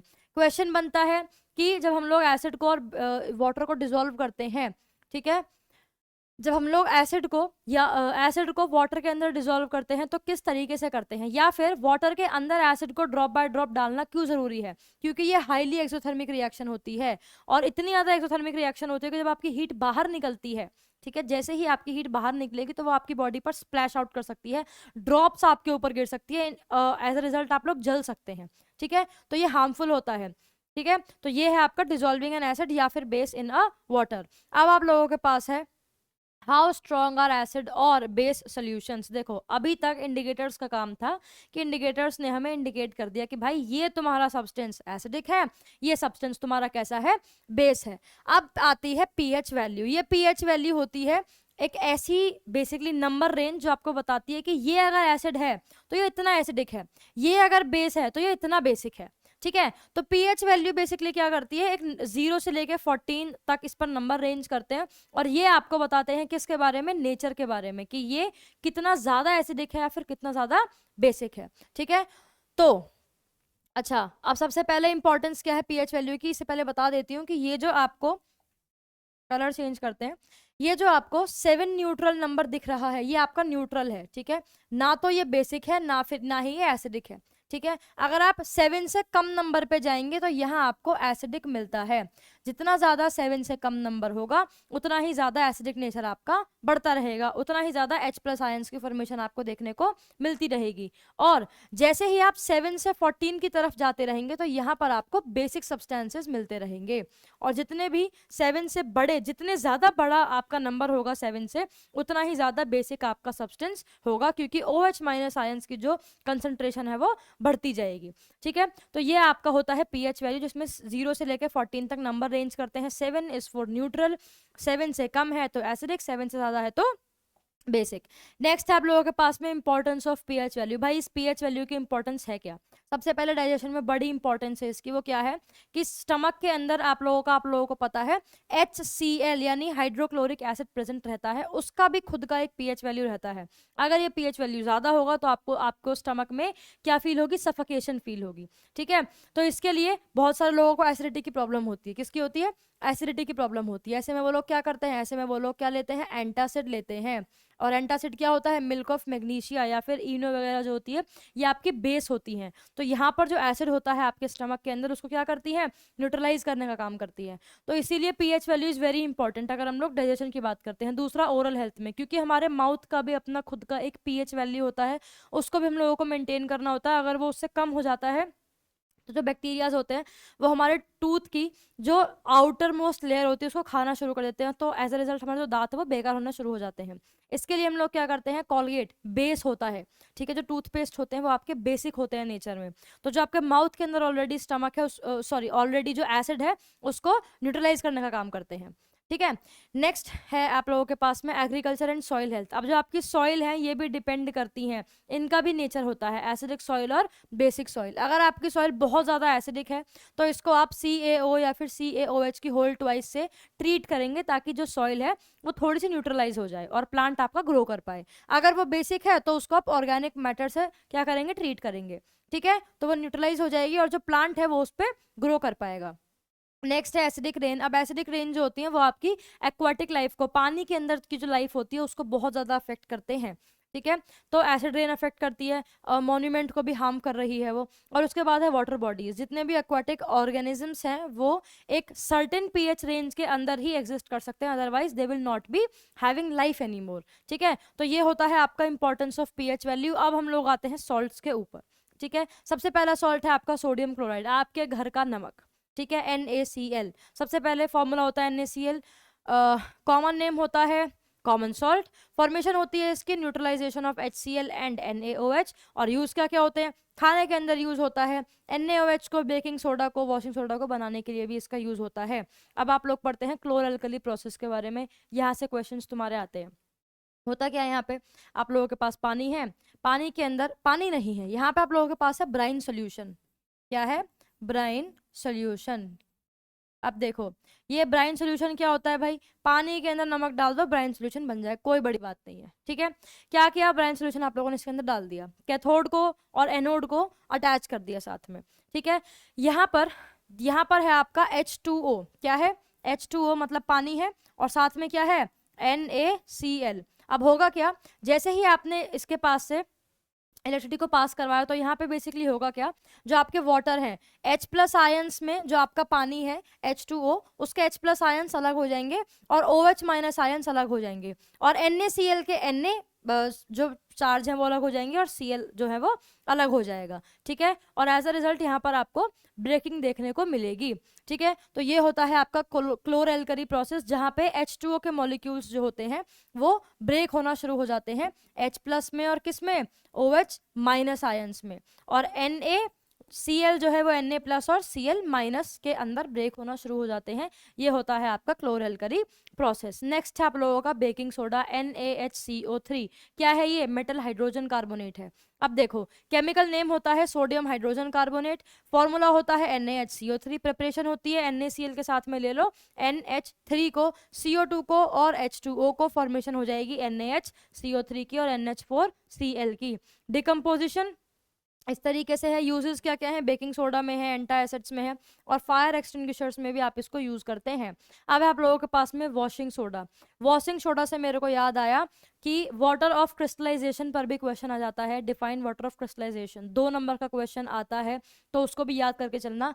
क्या होता है वाटर ऑफ क्रिस्टलाइजेशन, जो आपका वॉशिंग सोडा है इसमें जो ये 10 है ये वाटर ऑफ क्रिस्टलाइजेशन ही है। तो जो मॉलिक्यूल्स हैं यहाँ पे वाटर के क्रिस्टलाइजेशन के जो मॉलिक्यूल्स हैं इन्हीं को हम लोग बोलते हैं वाटर ऑफ क्रिस्टलाइजेशन। ठीक है, वॉशिंग सोडा। अब देखो केमिकल नेम है आपका सोडियम कार्बोनेट। ठीक है, डेकाहाइड्रेट क्यों बोलते हैं, क्योंकि वाटर ऑफ क्रिस्टलाइजेशन इसके पास में होते हैं 10, डेका मतलब 10। फॉर्मूला क्या है, Na2CO3.10H2O। प्रिपरेशन क्या है, बेकिंग सोडा से आप इसको क्या करते हो, प्रिपेयर करते हो। इसके बाद यूजेस क्या क्या है इसके, वाटर को सॉफ्ट करने में, डिटर्जेंट में और ग्लास इंडस्ट्री में हम लोग इसका यूज करते हैं। Then is your plaster of Paris. Plaster of Paris है क्या, CaSO4.1.12H2O। हाफ H2O, हाफ क्या है ये, वाटर ऑफ क्रिस्टलाइजेशन है। ठीक है, केमिकल नेम क्या है, chemical sulphate hemihydrate. Formula CaSO4.12H2O। Made from heating gypsum at 373। जब आप जिप्सम को 373 केल्विन पर हीट करते हैं तो आपको मिलता है प्लास्टर ऑफ पेरिस। यूजेस क्या क्या है, स्टैचूज में, फॉल सीलिंग्स में, वॉल स्मूथिंग में आप इसका यूज करते हैं। Then is your gypsum. Gypsum क्या है, जिप्सम है आपका CaSO4 यानी कि कैल्शियम सल्फेट .2H2O। ठीक है, केमिकल नेम आपका ये हो जाता है इसमें, ये है आपका फॉर्मूला और ये है आपके यूजेस। सीमेंट में या फिर POP प्लास्टर ऑफ पेरिस बनाने में आप इसका यूज करते हैं। ठीक है, कलर यहाँ पर आपको दे रखे हैं किसके, कॉमन सॉल्ट के। ठीक है, CuSO4.5H2O ब्लू कलर का होता है, ये आपका ग्रीन कलर का होता है, ZnSO4 आपका व्हाइट कलर का होता है, एंड सो ऑन। ठीक है, अब आप लोगों के पास ये जो टेबल है ये नेचुरल एसिड्स, जो आपके नेचुरल सब्सटेंसेस के अंदर, नेचुरल चीज़ों के अंदर जो नेचुरल एसिड्स प्रेजेंट होते हैं उसकी टेबल है, और बहुत इंपॉर्टेंट क्योंकि यहाँ से क्वेश्चन आपका बन जाता है। ठीक है, तो ये आपको एक तरीके से ध्यान रखनी है कि कर्ड के अंदर होता है लैक्टिक एसिड, लेमन के अंदर कौन सा एसिड होता है, सिट्रिक एसिड, टेमरिंड के अंदर टार्टारिक एसिड होता है। तो ये जो टेबल है ये आपकी इंपॉर्टेंट टेबल है, याद रखनी है ये टेबल आपको। ठीक है, and this is how acids, basis and salt भी हो जाता है आपका खत्म। अब हम लोग शुरू करते हैं एक नया chapter which is metals and non metals. Second last chapter है, और अगर तुम लोग यहाँ तक इस वीडियो में बने हुए हो तो कॉन्ग्रेचुलेशंस, क्योंकि तुम लोग और कहीं जाके भी अपना टाइम वेस्ट कर सकते थे, लेकिन तुम पढ़ रहे हो बैठ के और यहाँ तक आ गए हो इस लेक्चर में, तो कॉन्ग्रेचुलेशंस। और बिना डिस्ट्रैक्ट हुए अगर तुम यहाँ तक आए हो तो इट मीन्स कि तुम अच्छे मार्क्स लाने ही वाले हो। ठीक है, इतना फोकस्ड माइंड अगर तुम लोगों का है तो। ठीक है, तो यहाँ तक बने रहने के लिए बहुत बहुत शुक्रिया। शुरू करते हैं metals and non metals, and then one more chapter will be left, वो भी हम लोग खत्म करेंगे, एंड देन कंप्लीट केमिस्ट्री हो जाएगी हमारी खत्म। ठीक है, तो ये है आपका मेटल्स एंड नॉन मेटल्स। सबसे पहले मेटल्स आपका होता क्या है, देखो मेटल आपके वो सब्सटेंसेस होते हैं, ये है आपका मेटल। मेटल आपके वो सब्सटेंसेस होते हैं जो कि डोनेट करते हैं, ये डोनेट करते हैं, किसको डोनेट करते हैं, इलेक्ट्रॉन्स को डोनेट करते हैं। ठीक है, ये बात आपको ध्यान रखनी है। उसके बाद में है आपके पास में नॉन मेटल्स। क्या है, नॉन मेटल्स। नॉन मेटल्स क्या करते हैं, ये आपके एक्सेप्ट करते हैं। अब अगर कोई डोनेट कर रहा है तो कोई एक्सेप्ट करने वाला भी तो होना चाहिए ना, तो नॉन मेटल्स आपके क्या करते हैं, एक्सेप्ट करते हैं इलेक्ट्रॉन्स को। ठीक है, तो मेटल एंड नॉन मेटल में एक बेसिक डिफरेंस आपका ये होता है। अब हम लोग पढ़ते हैं इनकी फिजिकल प्रॉपर्टीज के बारे में। ठीक है, मेटल्स एंड नॉन मेटल्स की फिजिकल प्रॉपर्टीज भी होती हैं, एंड देन हम लोग जाएंगे इनकी केमिकल प्रॉपर्टीज के बारे में। सबसे पहला फिजिकल प्रॉपर्टीज, फिजिकल प्रॉपर्टीज क्या क्या होती है इनकी? सबसे पहला ये लस्ट्रस होते हैं। क्या होते हैं? लस्ट्रस। लस्ट्रस मतलब शाइनी होते हैं। जितने भी आपके मेटल्स, ये आपकी मेटल्स की है, ठीक है, मेटल्स की फिजिकल प्रॉपर्टीज है ये आपकी। जितने भी आपके मेटल्स होते हैं वो लस्ट्रस होते हैं, यानी कि वो शाइनी होते हैं अपने नेचर में, ठीक है। दूसरा, लस्ट्रस होने के बाद सोनोरस होते हैं, यानी कि साउंड भी प्रोड्यूस करते हैं ये, ठीक है, साउंड भी प्रोड्यूस करते हैं ऑन रबिंग, ठीक है। Third, malleable. मेलिएबल का मतलब क्या होता है? मेलिएबल ऐसी प्रॉपर्टी होती है जिससे कि आप किसी भी मेटल को थिन शीट्स में कवर कर सकते हैं, थिन शीट में क्या कन्वर्ट कर सकते हैं। मेलिएबल के बाद में है डक्टाइल। डक्टाइल मतलब ये एक ऐसी प्रॉपर्टी होती है किसी भी मेटल की जिसकी हेल्प से आप लोग किसी भी मेटल को थिन वायर्स में कन्वर्ट कर सकते हैं, ठीक है। फिफ्थ होता है कि ये होते हैं आपके हार्ड इन नेचर, यानी कि जनरली इनका जो नेचर होता है वो काफी हार्ड होता है, ठीक है। और छठा हम लोगों का होता है गुड कंडक्टर। ये गुड कंडक्टर होते हैं, किस चीज के कंडक्टर होते हैं? Good conductor of heat and electricity. Heat and electricity के अच्छे कंडक्टर होते हैं, यानी कि इलेक्ट्रिसिटी को और हीट को अपने थ्रू पास होने देते हैं। तो ये होते हैं आपके मेटल्स, मेटल्स की फिजिकल प्रॉपर्टीज। और इन्हीं के बिल्कुल ऑपोजिट जो होती है, इन्हीं के बिल्कुल ऑपोजिट जो होती है वो किसकी प्रॉपर्टीज होती हैं? वो होती हैं आपकी नॉन मेटल्स की प्रॉपर्टीज, नॉन मेटल्स की प्रॉपर्टीज, इनके बिल्कुल ऑपोजिट, ठीक है। तो ये हो गए हैं आपके physical properties of metals and non metals. अब देखो यहाँ पर एक और चीज आती है विच इज योर एक्सेप्शंस, ठीक है। क्या आती है? एक्सेप्शंस। देखो, लस्ट्रस, शाइनी, एक्सेप्शंस मतलब कि यहाँ से क्वेश्चन बनते हैं और कि क्या क्या एक्सेप्शंस है। आयोडीन एक एक्सेप्शन है, डायमंड एक एक्सेप्शन है आप लोगों का, मरकरी, सीजियम, गैलियम, ये आपके एक्सेप्शन है, ठीक है। तो एक्सेप्शंस के ऊपर भी आप लोगों को ध्यान रखने हैं। ग्रेफाइट आपका एक्सेप्शन होता है, ठीक है। एक बार इनके बारे में भी देखें। सबसे पहले आपका आता है डायमंड। डायमंड क्या होता है? डायमंड आपका नॉन मेटल होता है, लेकिन फिर भी हार्डेस्ट नेचुरल सब्सटेंस नोन है ये, हार्डेस्ट सब्सटेंस, ठीक है। डायमंड क्या होता है? हार्डेस्ट सब्सटेंस है, और क्या है? नॉन मेटल है। नॉन मेटल कैसे होते हैं? हार्ड नहीं होते हैं, जनरली सॉफ्ट होते हैं अपने नेचर में, लेकिन डायमंड नॉन मेटल होने के बावजूद भी कैसा है? हार्ड है अपने नेचर में, ठीक है। दूसरा हम लोग पढ़ते हैं सोडियम एंड पोटेशियम के बारे में, K and Na, क्या है ये हाईली रिएक्टिव एलिमेंट्स होते हैं। ऑल्सो इतने ज्यादा सॉफ्ट होते हैं कि इनको आप चाकू से काट सकते हो, ठीक है। सॉफ्ट इन नेचर, इनका जो नेचर होता है वो काफी ज्यादा सॉफ्ट होता है। तो ये होते हैं आपके K and Na which is your sodium and potassium, ठीक है। नाइफ से काट सकते हैं, मेटल्स होते हैं लेकिन फिर भी सॉफ्ट होते हैं, ठीक है। तीसरा होता है आपका ग्रेफाइट। ग्रेफाइट क्या होता है? ग्रेफाइट एलोट्रॉप्स ऑफ कार्बन ही होता है ये भी, ठीक है। नॉन मेटल होता है लेकिन फिर भी कंडक्ट करता है इलेक्ट्रिसिटी को। जो आपके पेंसिल की चोंच होती है ना, वो ग्रेफाइट से बनी हुई होती है, ठीक है। इसके बाद आप लोग चौथा आयोडीन के बारे में पढ़ते हैं। किसके बारे में पढ़ते हैं? आयोडीन के बारे में पढ़ते हैं। लस्ट्रस होता है ये, ठीक है, नॉन मेटल है लेकिन फिर भी कैसा है? लस्ट्रस, ठीक है। तो ये आपके एक्सेप्शंस होते हैं। फिजिकल प्रॉपर्टीज हम लोगों ने पढ़ ली है और एक्सेप्शंस हम लोगों ने पढ़ लिए हैं किसके? मेटल्स एंड नॉन मेटल्स के। अब हम लोगों के पास आती है केमिकल प्रॉपर्टीज। क्या आती है? Chemical properties of metals and non metals, ठीक है। इसमें सबसे पहले आप लोग पढ़ते हैं reaction with water, sorry reaction with oxygen. सबसे पहले आप लोग पढ़ते हैं रिएक्शन विद ऑक्सीजन।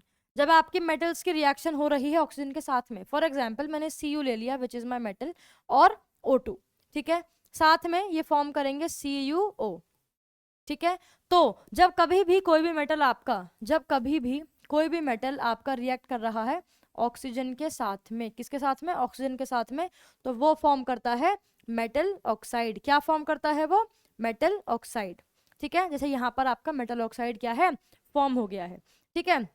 अब आपका K और Na क्या है? सोडियम और पोटेशियम। इनको भी अगर आप पानी के साथ में ले रहे हैं, ठीक है,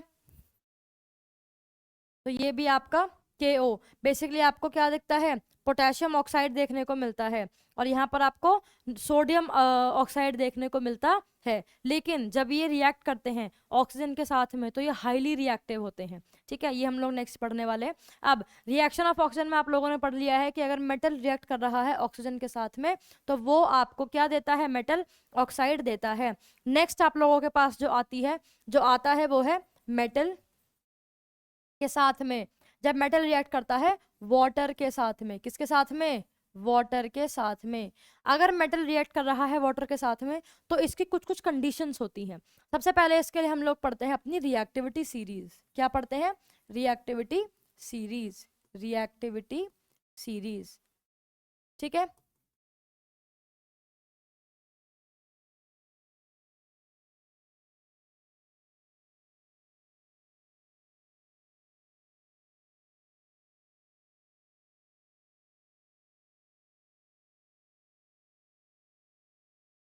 इसके बाद भी होते हैं। अब देखो बेसिकली होता क्या है, सबसे पहले है आपका के विच इज पोटेशियम, एंड क्या है ये, सोडियम। ये जो दो हैं ये आपके बहुत ही ज्यादा रिएक्टिव होते हैं, दे आर हाईली रिएक्टिव।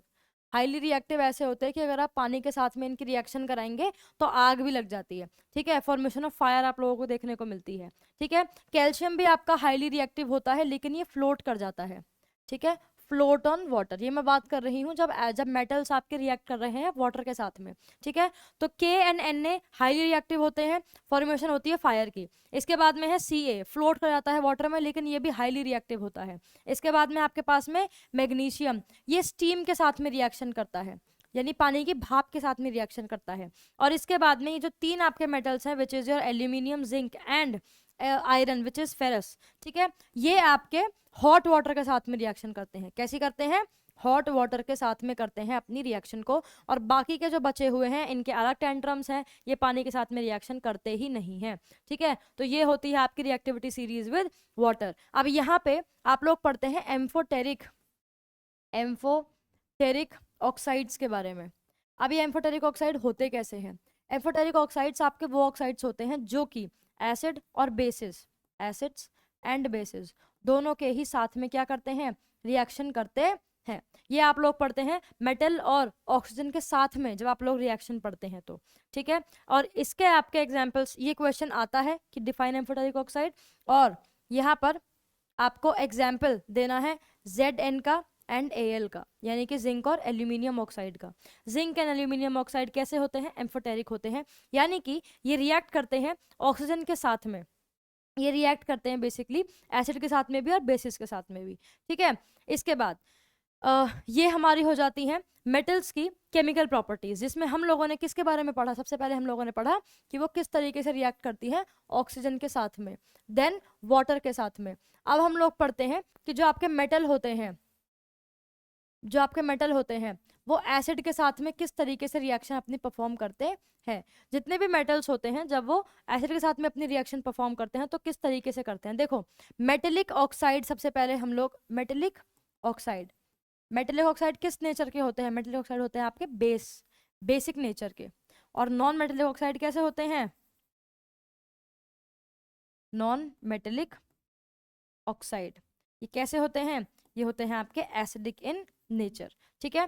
तो मेटेलिक ऑक्साइड आपके होते हैं एसिडिक, सॉरी बेसिक नेचर के, यानी कि अगर कोई भी मेटेलिक ऑक्साइड आपका एसिड के साथ में रिएक्ट करेगा तो वो फॉर्म करेगा सॉल्ट को। और अगर कोई भी नॉन मेटेलिक ऑक्साइड अगर बेस के साथ में रिएक्ट करेगा तो वो क्या फॉर्म करेगा, सॉल्ट को, ठीक है। तो इंपॉर्टेंट पॉइंट इसमें क्या है कि जो मेटेलिक ऑक्साइड है वो बेसिक होता है और जो नॉन मेटेलिक ऑक्साइड है वो क्या होता है, एसिडिक होता है, ठीक है। इसके बाद आप लोग पढ़ते हैं कि जो आपका कोई भी मेटल होता है, इसके बाद हम लोग पढ़ते हैं बॉन्डिंग के बारे में। बेसिकली किसके बारे में पढ़ते हैं, बॉन्डिंग के बारे में, कि जो आपके मेटल्स होते हैं वो किस तरीके से बॉन्ड होते हैं।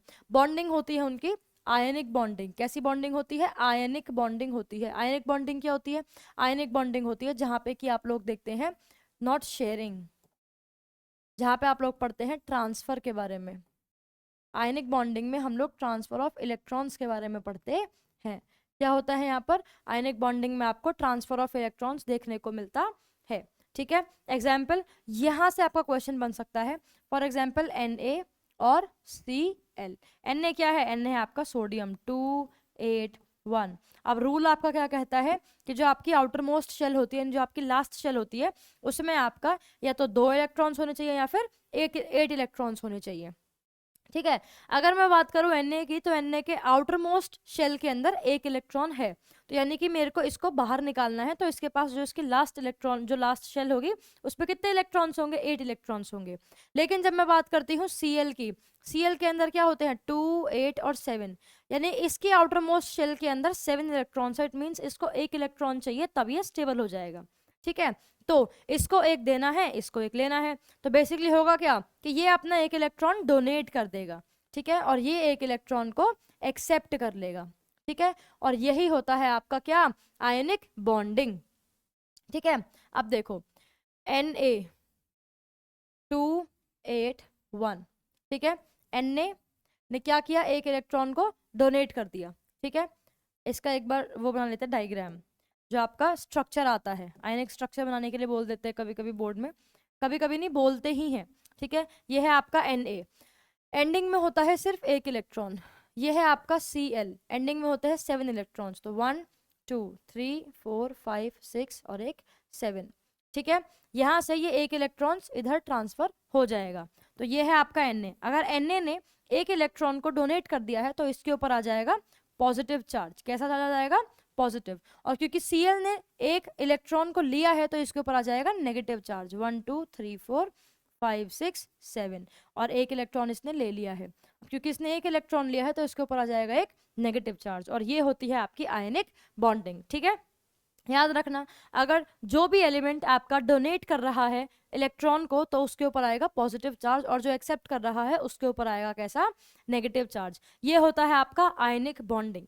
आयनिक बॉन्डिंग के बाद में हम लोग पढ़ते हैं प्रॉपर्टीज ऑफ आयनिक बॉन्डिंग। क्या पढ़ते हैं, properties, properties of ionic bonding. अब ये प्रॉपर्टीज क्या होती है आयनिक बॉन्डिंग की, सबसे पहला जो इनकी बॉन्डिंग होती है वो बहुत ज़्यादा स्ट्रांग होती है, यानी कि जो इनके बीच का फोर्स ऑफ अट्रैक्शन होता है, फोर्स ऑफ अट्रैक्शन वो बहुत ज़्यादा हाई होता है। ठीक है, इसीलिए हम लोगों को जो इनका मेल्टिंग एंड बॉइलिंग पॉइंट है वो बहुत ज़्यादा हाई मिलता है। Melting and boiling point, this is B. Melting and boiling point बहुत ज़्यादा इनका हाई होता है, क्योंकि इनके बीच में जो फोर्स ऑफ अट्रैक्शन होती है वो बहुत ज़्यादा हाई होती है, तो इनके मॉलिक्यूल्स को तोड़ना, इनको अलग करना बहुत ज़्यादा हमारे लिए हार्ड होता है। ठीक है, तीसरा हम लोग पढ़ते हैं इनकी सॉल्युबिलिटी के बारे में। इसके बारे में पढ़ते हैं, सॉल्युबिलिटी के बारे में। सॉल्युबिलिटी कैसी होती है, पानी के साथ में डिजोल्वेबल होते हैं, या फिर अल्कोहल के साथ में डिजोल्वेबल होते हैं। ये चीज़ आपको ध्यान रखनी है, पानी के साथ में डिजोल्वेबल होते हैं, एग्जाम्पल NaCl इन वाटर। ठीक है, चौथा कंडक्शन ऑफ इलेक्ट्रिसिटी, और यहाँ से आप लोगों का क्वेश्चन बनता है, कंडक्शन ऑफ इलेक्ट्रिसिटी। ठीक है, आयनिक बॉन्ड्स, जो आपके आयनिक सब्सटेंसेस होते हैं वो क्या करते हैं, वो कंडक्ट करते हैं इलेक्ट्रिसिटी को। और क्वेश्चन आता है कि एक्सप्लेन व्हाई आयनिक बॉन्डिंग के जो सब्सटेंसेस हैं वो कंडक्ट करते हैं किसको, इलेक्ट्रिसिटी को। क्यों कंडक्ट कर पाते हैं वो, ठीक है, क्योंकि यहाँ पर आप लोगों को आयंस की फॉर्मेशन देखने को मिलती है, और जहाँ पर भी आयंस की फॉर्मेशन होती है वहाँ पर इलेक्ट्रिसिटी जो होती है वो पास हो जाती है। ठीक है, तो ये है आपका प्रॉपर्टीज ऑफ आयनिक बॉन्डिंग। इस तरीके से ये जो चैप्टर है आपका ये बेसिकली खत्म हो जाता है। ठीक है, सबसे पहले तो हम लोगों ने पढ़ा मेटल्स के बारे में कि मेटल्स होते क्या हैं और नॉन मेटल्स क्या क्या होते हैं। इसको मिडिल में रखते हैं, एक second. Metals and non metals. ठीक है, सबसे पहले आप लोगों ने इसमें पढ़ा है इसकी फिजिकल प्रॉपर्टीज के बारे में, फिजिकल प्रॉपर्टीज। ठीक है, फिर आप लोगों ने पढ़ा है इनकी केमिकल प्रॉपर्टीज के बारे में, केमिकल प्रॉपर्टीज के बारे में। फिजिकल प्रॉपर्टीज क्या थी इनकी, 5 थी। कौन कौन सी थी, सबसे पहला हार्ड होते हैं नेचर में, डक्टाइल होते हैं, मेलिएबल होते हैं, गुड कंडक्टर होते हैं हीट के या फिर इलेक्ट्रिसिटी के, और हार्ड होते हैं डक्टाइल और सोनोरस। ठीक है, ये। और केमिकल प्रॉपर्टीज में आप लोगों ने पढ़ा कि ऑक्सीजन के साथ में कैसे रिएक्ट करते हैं, वाटर के साथ में कैसे रिएक्ट करते हैं, एसिड के साथ में कैसे रिएक्ट करते हैं।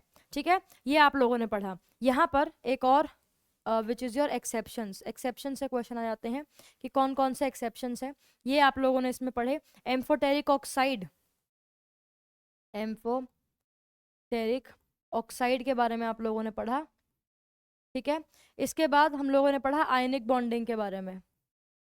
जहाँ से क्वेश्चन बनते हैं आयनिक बॉन्डिंग के बारे में और आयनिक बॉन्डिंग की प्रॉपर्टीज के बारे में, आयनिक बॉन्डिंग की प्रॉपर्टीज के बारे में, properties of ionic bonding. And then there is extraction of metals, ठीक है, जो अपने आप में ही अलग एक टॉपिक है, ठीक है। तो ये आपका है मेटल्स एंड नॉन मेटल्स का थोड़ा सा बेसिक्स ऑफ फ्लो चार्ट। अब हम लोग आते हैं अपने लास्ट चैप्टर पे। यस, फाइनली हमारा लास्ट चैप्टर आ गया है, which is carbon and it's compounds, ठीक है। अब देखो कार्बन को कितनी ज्यादा इंपॉर्टेंस दे रखी है इन लोगों ने कि कार्बन के ऊपर अलग ही चैप्टर बना रखा है। मेटल्स एंड नॉन मेटल्स में इतने सारे मेटल्स को हम लोग एक ही साथ पढ़ लेते हैं, लेकिन कार्बन का ये जो आपका बेसिकली जो कार्बन आपका एलिमेंट है उसके ऊपर अलग ही एक चैप्टर फॉर्म कर रखा है। ऐसा क्यों?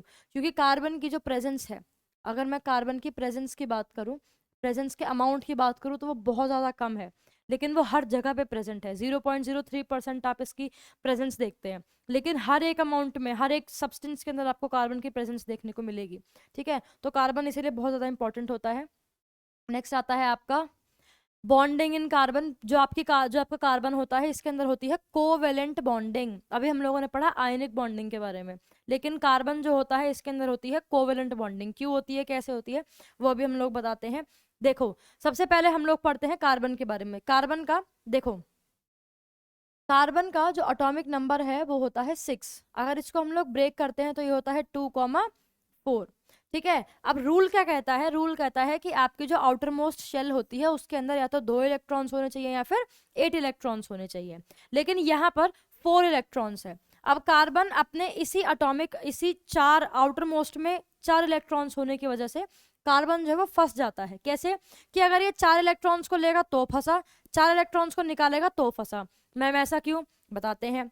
देखो, पहला है इट कुड गेन 4 इलेक्ट्रॉन्स। अगर ये 4 इलेक्ट्रॉन्स को गेन कर लेगा तो इसके ऊपर 4 नेगेटिव साइन आ जाएगा, ठीक है। अगर ये 4 इलेक्ट्रॉन्स को गेन करेगा तो इसके ऊपर C4 माइनस अनायन चार्ज आ जाएगा, ठीक है।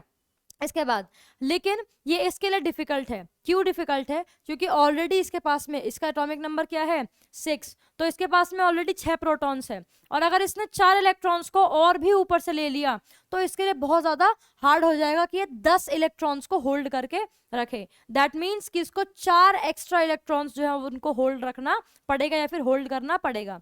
तो ये तो इसका जो ऑप्शन है वो ऑलरेडी कट आउट हो जाता है कि अगर ये C4 माइनस अनायन को फॉर्म कर ले तो उसमें कुछ भी फायदा इसका नहीं है, क्योंकि इसको और ऊपर से 4 एक्स्ट्रा इलेक्ट्रॉन्स का बोझ जो है वो उठाना पड़ेगा, ठीक है। दूसरा ऑप्शन बचता है कि ये 4 इलेक्ट्रॉन्स को लूज कर दे, ठीक है, सिंपल सी बात है।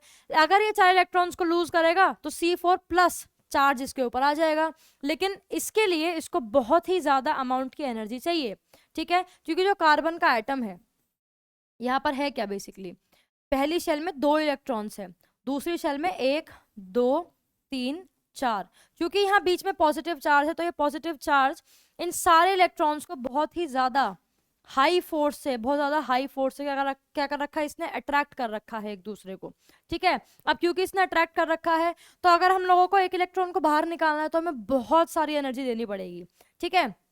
अगर मैं एक को निकाल भी दूंगी तो अब मेरे को इन सब को निकालने के लिए बहुत ज्यादा एनर्जी की जरूरत पड़ेगी, ठीक है। तो इसीलिए जो C4 plus cation form charge करने का, बेसिकली C4 प्लस चार्ज को जो फॉर्म करने का आइडिया था वो भी मेरा क्या हो जाता है, बेकार हो जाता है। पहला, अगर ये 4 इलेक्ट्रॉन्स को गेन करेगा तो क्या होगा, इसके ऊपर 4 एक्स्ट्रा इलेक्ट्रॉन्स का बोझ आ जाएगा, तो क्या होगा यहाँ पे, ये कैसा हो जाएगा, ये आइडिया निग्लेक्ट हो जाएगा। दूसरा पॉइंट है कि 4 इलेक्ट्रॉन्स को लूज कर सकता है, अगर लूज करेगा तो हमें बहुत ज्यादा एनर्जी इसको देनी पड़ेगी, ठीक है। अगर बहुत ज्यादा एनर्जी हमें इसको देनी पड़ेगी तो इसीलिए हम लोगों ने ये वाला आइडिया भी कैसा कर दिया है, निग्लेक्ट कर दिया है। और इसी प्रॉब्लम को ओवरकम करने के लिए जो आपके कार्बन भैया है वो लेके आते हैं एक नया concept, which is covalent bonding. Covalent bonding में क्या होता है, कोवेलेंट बॉन्डिंग में होता है शेयरिंग। यहाँ पर शेयरिंग होती है, sharing of electrons, sharing of electrons, electrons की शेयरिंग होती है किसमें, कोवेलेंट बॉन्डिंग के अंदर, ठीक है। अब यहाँ पर नेक्स्ट है types of covalent bonding. Covalent bonding के भी कुछ टाइप्स होते हैं। पहला होता है आपका सिंगल कोवेलेंट बॉन्डिंग, दूसरा होता है आपका डबल कोवेलेंट बॉन्डिंग, और तीसरा होता है आपका ट्रिपल कोवेलेंट बॉन्डिंग, ठीक है। जैसा कि अगर मैं सिंगल कोवेलेंट बॉन्डिंग की बात करूं तो बात करते हैं हाइड्रोजन की। हाइड्रोजन का एटॉमिक नंबर होता है 1, तो इसके एंडिंग में है सिर्फ एक इलेक्ट्रॉन। ये है आपका दूसरा हाइड्रोजन एटम, इसके भी एंडिंग में है एक इलेक्ट्रॉन। अगर इन दोनों को स्टेबल होना है तो ये लोग क्या करेंगे, जरूरत पड़ने पर ये वाला जो H है ये इसके एक इलेक्ट्रॉन साथ में बॉन्ड बना लेगा। ठीक है, तो इसके पास में अब 2 हो गए हैं। अगर इसको जरूरत है तो ये इसके साथ में बॉन्ड बना लेगा। अब यहाँ पे शेयरिंग हुई है सिर्फ एक इलेक्ट्रॉन की, तो जब एक इलेक्ट्रॉन की शेयरिंग हो तो ये होती है आपकी सिंगल कोवेलेंट बॉन्डिंग। ठीक है, डबल में हो जाएगा ऑक्सीजन। ऑक्सीजन के पास कितने होते हैं, एंडिंग में 6, यानी कि 1 2 3 4 5 और 6। ये होता है दूसरा 1 2 3 4 5 और 6। अब यहाँ पे हमें क्या देखने को मिल रहा है, ये ऑक्सीजन इसके साथ में बॉन्ड बना लेगा और ये वाला ऑक्सीजन इसके 2 इलेक्ट्रॉन के साथ में बॉन्ड बना लेगा। ठीक है, यहाँ पर आपको 2 इलेक्ट्रॉन की शेयरिंग देखने को मिल रही है, तो ये है आपका डबल कोवेलेंट बॉन्ड। ट्रिपल के लिए हम लोग देखते हैं नाइट्रोजन का एग्जाम्पल। उसके बाद में है एलोट्रॉप्स ऑफ कार्बन। अभी एलोट्रॉप्स ऑफ कार्बन क्या होते हैं, यहाँ पर आप 3 कार्बन के ऐसे कंपाउंड्स के बारे में पढ़ते हैं जो कार्बन से ही मिलकर बने हैं। ठीक है, पहला आपका होता है डायमंड, डायमंड। ठीक है, दूसरा हमारा होता है ग्रेफाइट, ग्रेफाइट। और तीसरा हमारा होता है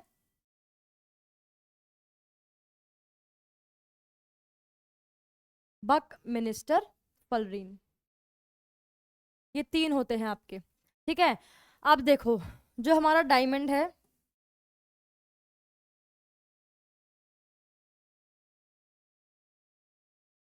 डायमंड का अगर हम लोग स्ट्रक्चर की बात करें सबसे पहले तो डायमंड का स्ट्रक्चर कुछ इस तरीके से होता है कि एक कार्बन एटम आपका 3 अलग कार्बन एटम के साथ में बॉन्ड बना रहा होता है और यहाँ पर एक जगह आपकी खाली होती है। ये होता है इसका स्ट्रक्चर। एक सिंगल कार्बन एटम अदर तीसरे कार्बन 3 कार्बन एटम के साथ में बॉन्ड बना रहा होता है। ये हार्ड होता है अपने नेचर में, हार्ड इन नेचर। कौन, डायमंड, हार्ड इन नेचर। ठीक है, डायमंड जो होता है इसका स्ट्रक्चर कुछ इस तरीके का होता है और अपने नेचर में काफ़ी ज़्यादा हार्ड होता है। यूज़ क्या क्या होता है इसका, ज्वेलरी में हम लोग डायमंड का यूज़ करते हैं, ग्लास कटिंग में हम लोग डायमंड का यूज़ करते हैं। तो ये है आपका डायमंड। ठीक है, इसके बाद हमारे पास आता है ग्रेफाइट। इसका लेयर्ड स्ट्रक्चर होता है। कैसा स्ट्रक्चर होता है, सॉरी, ये आपका 4 कार्बन एटम के साथ में बॉन्ड बनाता है। ठीक है, यानी एक कार्बन एटम 4 दूसरे कार्बन एटम के साथ में बॉन्ड बना रहा होता है। ठीक है, ग्रेफाइट क्या होता है, इसका होता है एक लेयर्ड स्ट्रक्चर। ठीक है, तो जो कार्बन है वो 3 कार्बन एटम के साथ में बॉन्ड बना रहा होता है और यहाँ पे एक कार्बन एटम की जो जगह होती है वो खाली होती है और यहाँ पर होता है कंडक्शन ऑफ आयंस। इसीलिए जो ग्रेफाइट है वो क्या करता है, कंडक्ट कर सकता है इलेक्ट्रिसिटी को। और ये थोड़ा सा इंपॉर्टेंट क्वेश्चन बन जाता है। ठीक है, लेयर्ड स्ट्रक्चर है, कंडक्ट करता है इलेक्ट्रिसिटी को और वन ऑफ द एक्सेप्शंस है ऑफ नॉन मेटल्स। ठीक है, ये होता है आपका ग्रेफाइट का। यूज कहाँ कहाँ होता है इसका, ल्यूब्रिकेशन के तौर पे भी हम लोग कभी कभी इसका यूज़ कर लेते हैं। पेंसिल की चोंच में बेसिकली इसका यूज़ किया जाता है। इसके बाद में बकमिलिस्टर फलरीन। यहाँ पे कार्बन के 60 मॉलिक्यूल्स को एक फुटबॉल स्ट्रक्चर में आप लोग अरेंज कर देते हैं। ठीक है, फुटबॉल के स्ट्रक्चर में हम लोग इसको अरेंज कर देते हैं और एक आर्किटेक्ट थे, बेसिकली एक साइंटिस्ट थे, आर्किटेक्ट थे जिनका नाम था फलरीन जी, उन्हीं के ऊपर इसका नाम रखा गया है। ठीक है, तो ये होते हैं आपके एलोट्रॉप्स ऑफ कार्बन। और एंड देन आपके पास है वर्सटाइल नेचर ऑफ कार्बन, जिसमें आप लोग 2 प्रॉपर्टीज के बारे में पढ़ते हैं। पहला है आपके पास में सेल्फ कैटिनेशन। क्या है, सेल्फ कैटिनेशन। और दूसरा है आपके पास में टेट्रावैलेंसी। क्या है, टेट्रावैलेंसी। अब देखो, सेल्फ कैटिनेशन का मतलब होता है अपने ही साथ में बॉन्ड बनाना। जो कार्बन एटम है वो अपने ही साथ में बॉन्ड बना बनाकर एक बहुत लंबी चेन को फॉर्म कर सकता है। ये आपका होता है सेल्फ कैटिनेशन। ये प्रॉपर्टी कार्बन की होती है। इसके बाद में है टेट्रावैलेंसी। टेट्रा का मतलब क्या होता है, 4। वैलेंसी का मतलब वैलेंसी। तो कार्बन आपका कैसा कंपाउंड है, कैसा एलिमेंट है, यहाँ पर आपको इसकी 4 वैलेंसी देखने को मिलती है। क्या देखने को मिलती है, इसकी 4 वैलेंसी देखने को मिलती है। अगर इसकी 4 वैलेंसी है, इसी की वजह से ये क्या करता है, कोवेलेंट बॉन्डिंग को शो करता है, कोवेलेंट बॉन्डिंग को फॉर्म करता है। समझ में आई ये चीज। तो इसकी 2 बेसिकली प्रॉपर्टीज होती है इन वर्सटाइल नेचर ऑफ कार्बन। सबसे पहला सेल्फ कैटिनेशन, जिसमें कि इसकी सेल्फ लिंकिंग प्रॉपर्टी होती है, अपने साथ ही बॉन्ड बनाकर ये लंबी सी चेन को फॉर्म कर लेता है। इसके बाद में है टेट्रावैलेंसी। इसकी जो वैलेंसी होती है वो 4 होती है, इसीलिए ये कोवेलेंट बॉन्ड को फॉर्म करता है। ठीक है, इसके बाद में है आपके पास में saturated and unsaturated carbon compounds. यहाँ पर आप पढ़ते हैं सिंगल बॉन्ड के बारे में, सिंगल बॉन्ड के बारे में, और यहाँ पर आप लोग पढ़ते हैं डबल या फिर ट्रिपल बॉन्ड के बारे में। ठीक है, अब यहाँ पर हम लोग पढ़ते हैं अलग चीज़ों के बारे में, विच इज सबसे पहला होता है आपका अल्केन के बारे में। फिर होता है अल्कीन के बारे में, और फिर आता है आपका अल्काइन के बारे में। देखो, जो अल्केन होता है इसका फॉर्मूला क्या होता है, CnH2n+2। क्वेश्चन यहाँ से बनता है, इतने कार्बन के एटम्स हैं, हाइड्रोजन के उससे डबल +2 होंगे। ठीक है, एग्जाम्पल एग्जाम्पल दे दो भाई, एग्जाम्पल है इसका सिंपल CH4। ठीक है, ये अल्केन हो जाएगा। किस तरीके से होगा इसका स्ट्रक्चर, C, और ये 4 एटम इसके साथ में जुड़े हुए हैं। अल्कीन में क्या होता है, यहाँ पर आपको सिंगल बॉन्ड देखने को मिलता है हमेशा। कैसा बॉन्ड देखने को मिलता है, सिंगल बॉन्ड। अब है आपका अल्कीन, अल्कीन क्या है, ये होता है आपका CnH2n, यानी जितने आपके कार्बन के आइटम्स है उसके बिल्कुल डबल आपके किसके आइटम्स होंगे, अल्कीन के, हाइड्रोजन के बेसिकली। एग्जाम्पल इसका, एग्जाम्पल हो जाएगा इसका इस तरीके से। और फिर है आपका अल्काइन, यहाँ पर देखो अल्कीन में हम लोगों को डबल बॉन्ड देखने को मिलता है, डबल बॉन्ड। यहाँ पर है आपके पास में अल्काइन, ये क्या है, ये है आपका ट्रिपल बॉन्ड। क्या है ये, ट्रिपल बॉन्ड। क्या है, अल्काइन। एग्जाम्पल, इसका फॉर्मूला क्या होता है, CnH2n-2, यानी कि जितने आपके कार्बन के एटम्स हैं हाइड्रोजन के उससे डबल होंगे और -2 होंगे। ठीक है, तो ये आपका होता है अल्काइन, और ये कैसे होते हैं, ट्रिपल बॉन्ड के होते हैं। ठीक है, यहाँ पर आप लोगों को एग्जाम्पल दे रखा है मीथेन का। अब देखो, अगर आपका कार्बन एटम 1 है तो मेथ लगाएंगे आप, ठीक है, प्रीफिक्स यानी आगे। उसके बाद में अगर कार्बन एटम 2 है तो क्या लगाएंगे, एथ। 3 है तो प्रोप, 4 है तो ब्यूट, 5 है तो पेंट, 6 है तो हेक्स। ठीक है, अब डिपेंड करता है यहाँ पर, अब जो आपकी एंडिंग होती है, देखो कभी भी अगर आपको नॉमेनक्लेचर करना होता है, यानी इनका अगर आपको नाम लिखना होता है, ठीक है, तो नाम लिखने के लिए हम लोग दो अलग चीजें करते हैं। सबसे पहले हम लोग देखते हैं number of carbon atom, number of carbon atom. ठीक है, अगर एक कार्बन है तो मेथ, 2 कार्बन है तो एथ, 3 है तो प्रोप, फिर ब्यूट, इस तरीके से। ठीक है, और उसके बाद हम लोग देखते हैं बॉन्ड का नंबर, नंबर ऑफ बॉन्ड। ठीक है, अगर आपका सिंगल बॉन्ड है तो एंड में क्या लगाएंगे, एन लगाएंगे। अगर डबल बॉन्ड है तो एंड में क्या लगाएंगे, इन लगाएंगे। और अगर आपका ट्रिपल बॉन्ड है तो एंड में आइन लगाएंगे। आई एम सो सॉरी, मेरी इतनी सुंदर राइटिंग है, समझ में ना आ रही हो तो उसके लिए भी सॉरी। ठीक है, लेकिन झेल रहे हो इतनी अच्छी राइटिंग को आप, उसके लिए भी बहुत बहुत धन्यवाद आप लोगों का। ठीक है, तो ये अब है आपके दो चीजें आप लोग देखते हैं, number of carbon atom and then number of bond. ठीक है, इसके बाद में है will you be my friend. ठीक है, एनसीईआरटी का ही सेक्शन है ये। यहाँ पर आपको दिखाया गया है कि जो आपका कार्बन है वो हाइड्रोजन के अलावा या फिर खुद के अलावा भी अलग अलग किनसे फंक्शनल ग्रुप के साथ में बॉन्ड फॉर्म करता है। पहला होता है आपका Cl या फिर Br, यानी कि क्लोरीन या फिर ब्रोमीन के साथ में। दूसरा है alcohol, aldehyde, ketone and then carboxylic acid. इनके साथ में भी क्या करता है, ये बॉन्ड फॉर्म करता है। ठीक है, यहाँ पर आप लोगों को नॉमेनक्लेचर दे रखा है। ठीक है, सबसे पहला हेलो एल्केन। अगर आपके यहाँ पर Cl लग रहा है या फिर Br लग रहा है तो आप क्या करते हैं, स्टार्टिंग में क्लोरो लगा देते हैं, अगर क्लोरीन है तो क्लोरो। ठीक है, और फिर सिंपल नेम, अगर 3 कार्बन आइटम है तो प्रोप, और सिंगल सिंगल बॉन्ड है तो एन, तो क्लोरोप्रोपेन हो जाएगा। ठीक है, ब्रोमोप्रोपेन भी सेम ही है। इसके बाद में एल्कोहल, एल्कोहल में आप लोग सफिक्स लगाते हैं, मतलब एंडिंग में OL लगाते हैं और आपको OH ग्रुप देखने को मिलता है। इसके इसी तरीके से आपका एल्डिहाइड, एल्डिहाइड में आपको कुछ इस तरीके की फॉर्मेशन देखने को मिलती है, यानी कि डबल बॉन्ड में जुड़ा होता है ऑक्सीजन। ठीक है, और AL लगा देते हैं आप लोग एंडिंग में। कीटोन में भी हम लोगों को देखने को मिलता है कि एक कार्बन एटम जो है वो 2 कार्बन एटम के साथ में जुड़ा हुआ रहता है, और यहाँ पर डबल बॉन्ड में होती है ऑक्सीजन, ये होता है आपका कीटोन। एंड में हम लोग ONE लगा देते हैं। Carboxylic acid and then propene and propyne, ये सब आप लोगों को पता ही है। ठीक है, नेक्स्ट आते हैं हम लोग chemical properties of carbon compound. सबसे पहला कंबशन, कार्बन जो है अपनी एलोट्रोपिक फॉर्म में बर्न करता है ऑक्सीजन के साथ में, और साथ में देता है आपको CO2 यानी carbon dioxide along with some heat and light.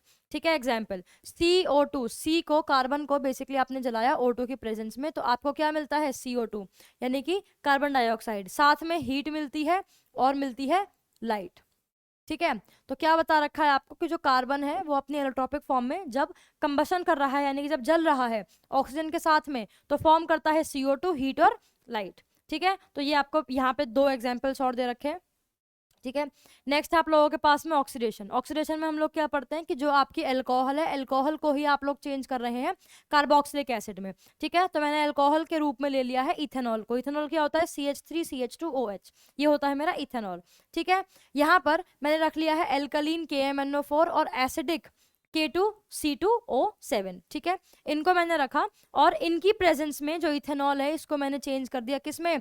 Carboxylic acid के अंदर। तो ये होता है ऑक्सीडेशन, जहां पे आप अल्कोहल को चेंज कर देते हो कार्बोक्सिलिक एसिड में by the presence of in the presence of alkaline KMNO4 या फिर एसिडिक K2C2O7। ठीक है, नेक्स्ट आप लोगों के पास में एडिशन रिएक्शन। यहाँ पे क्या होता है? यहाँ पे आप डबल बॉन्ड कार्बन एटम को, ये डबल बॉन्ड है, यहाँ पर दिख रहा है डबल बॉन्ड है। ठीक है, डबल बॉन्ड कार्बन एटम को आप सिंगल बॉन्ड कार्बन एटम में चेंज कर देते हैं। ठीक है, लेकिन यहाँ पे एक कैटलिस्ट की प्रेजेंस होती है, या तो निकल या फिर पैलेडियम, और हाइड्रोजन की प्रेजेंस के अंदर। ये होती है आपकी एडिशन रिएक्शन। ठीक है, एक बार पढ़ लेते हैं इसको। अनसैचुरेटेड हाइड्रोकार्बन ऐड हाइड्रोजन, ठीक है, in the presence of catalyst, यानी कि यहाँ पे जुड़ जाती है एक हाइड्रोजन। ठीक है, लेकिन प्रेजेंस किसकी होती है? कैटलिस्ट की, जैसे कि पैलेडियम या फिर निकल की प्रेजेंस होती है। तो आपको मिलता है सैचुरेटेड हाइड्रोकार्बन, जहां पे सिंगल बॉन्डेड कार्बन एटम होते हैं। ये है आपका addition reaction. Then there is your substitution reaction. Substitution का मतलब क्या होता है? सब्स्टिट्यूशन का मतलब होता है कि जो चीज है उसको डिस्प्लेस कर देना एक तरीके से। एग्जाम्पल है आप लोगों का CH4, क्या होता है ये? C1 2 3 और 4, ये आपका CH4 है, मीथेन है। ठीक है, मैंने क्या किया? मैंने इस H को यहाँ पे से हटा दिया और यहाँ पे जोड़ दिया Cl को। किसको? क्लोरीन को। तो यहाँ पे क्या हुआ? बेसिकली CH4 मैंने क्या किया? हाइड्रोजन को हटा के Cl को लगा दिया, उसको सब्स्टिट्यूट कर दिया। ठीक है, इसी को हम लोग बोलते हैं सब्स्टिट्यूशन रिएक्शन। ठीक है, तो क्या हुआ यहाँ पर? CH4, यहाँ पे मैंने इसको कर दिया CH3Cl, लेकिन ये कब हुआ? जब सनलाइट की प्रेजेंस थी, जब सनलाइट की प्रेजेंस थी। और ये बहुत ही ज्यादा फास्ट रिएक्शन होती है, बहुत जल्दी रिएक्शन होती है ये। ठीक है, तो सब्स्टिट्यूशन रिएक्शन में आप लोग पढ़ते हो कि CH4 में से हम लोगों ने एक H को डिस्प्लेस कर दिया Cl के साथ में in the presence of sunlight. ये होती है हमारी सब्स्टिट्यूशन रिएक्शन। नेक्स्ट आप लोगों के पास में सोप्स एंड डिटर्जेंट्स। देखो सोप्स एंड डिटर्जेंट्स होते क्या है? बेसिकली सिंपल सी बात है, ये लॉन्ग चेन होते हैं ऑफ कार्बोक्सिलिक एसिड्स, पोटेशियम के, सोडियम के, बहुत बड़ी बड़ी जो चेन्स होती हैं वो आपकी सोप्स या फिर डिटर्जेंट को फॉर्म करती हैं। अब इनका हम लोग पढ़ते हैं क्लेंजिंग एक्शन। क्या पढ़ते हैं? Cleansing action. अब इनका क्लेंजिंग एक्शन होता क्या है? बड़ी सिंपल सी बात है। देखो कोई भी एक जो सोप होती है वो आपकी दो चीजों से मिलकर बनी होती है, एक होता है हेड और एक होती है टेल। जो आपकी टेल होती है ये होती है हाइड्रोफोबिक, हाइड्रोफोबिक, और जो आपका हेड होता है ये होता है हाइड्रोफिलिक, हाइड्रोफिलिक। अब देखो फिलिक का मतलब होता है अफेक्शन, यानी कि, और हाइड्रो का मतलब होता है पानी, यानी कि जो सोप के मॉलिक्यूल्स का जो हेड है वो पानी से प्यार करता है, यानी वो पानी की तरफ भागेगा। लेकिन जो टेल होती है वो हाइड्रोफोबिक, फोबिक का मतलब होता है डरना, यानी ये पानी से दूर भागती है।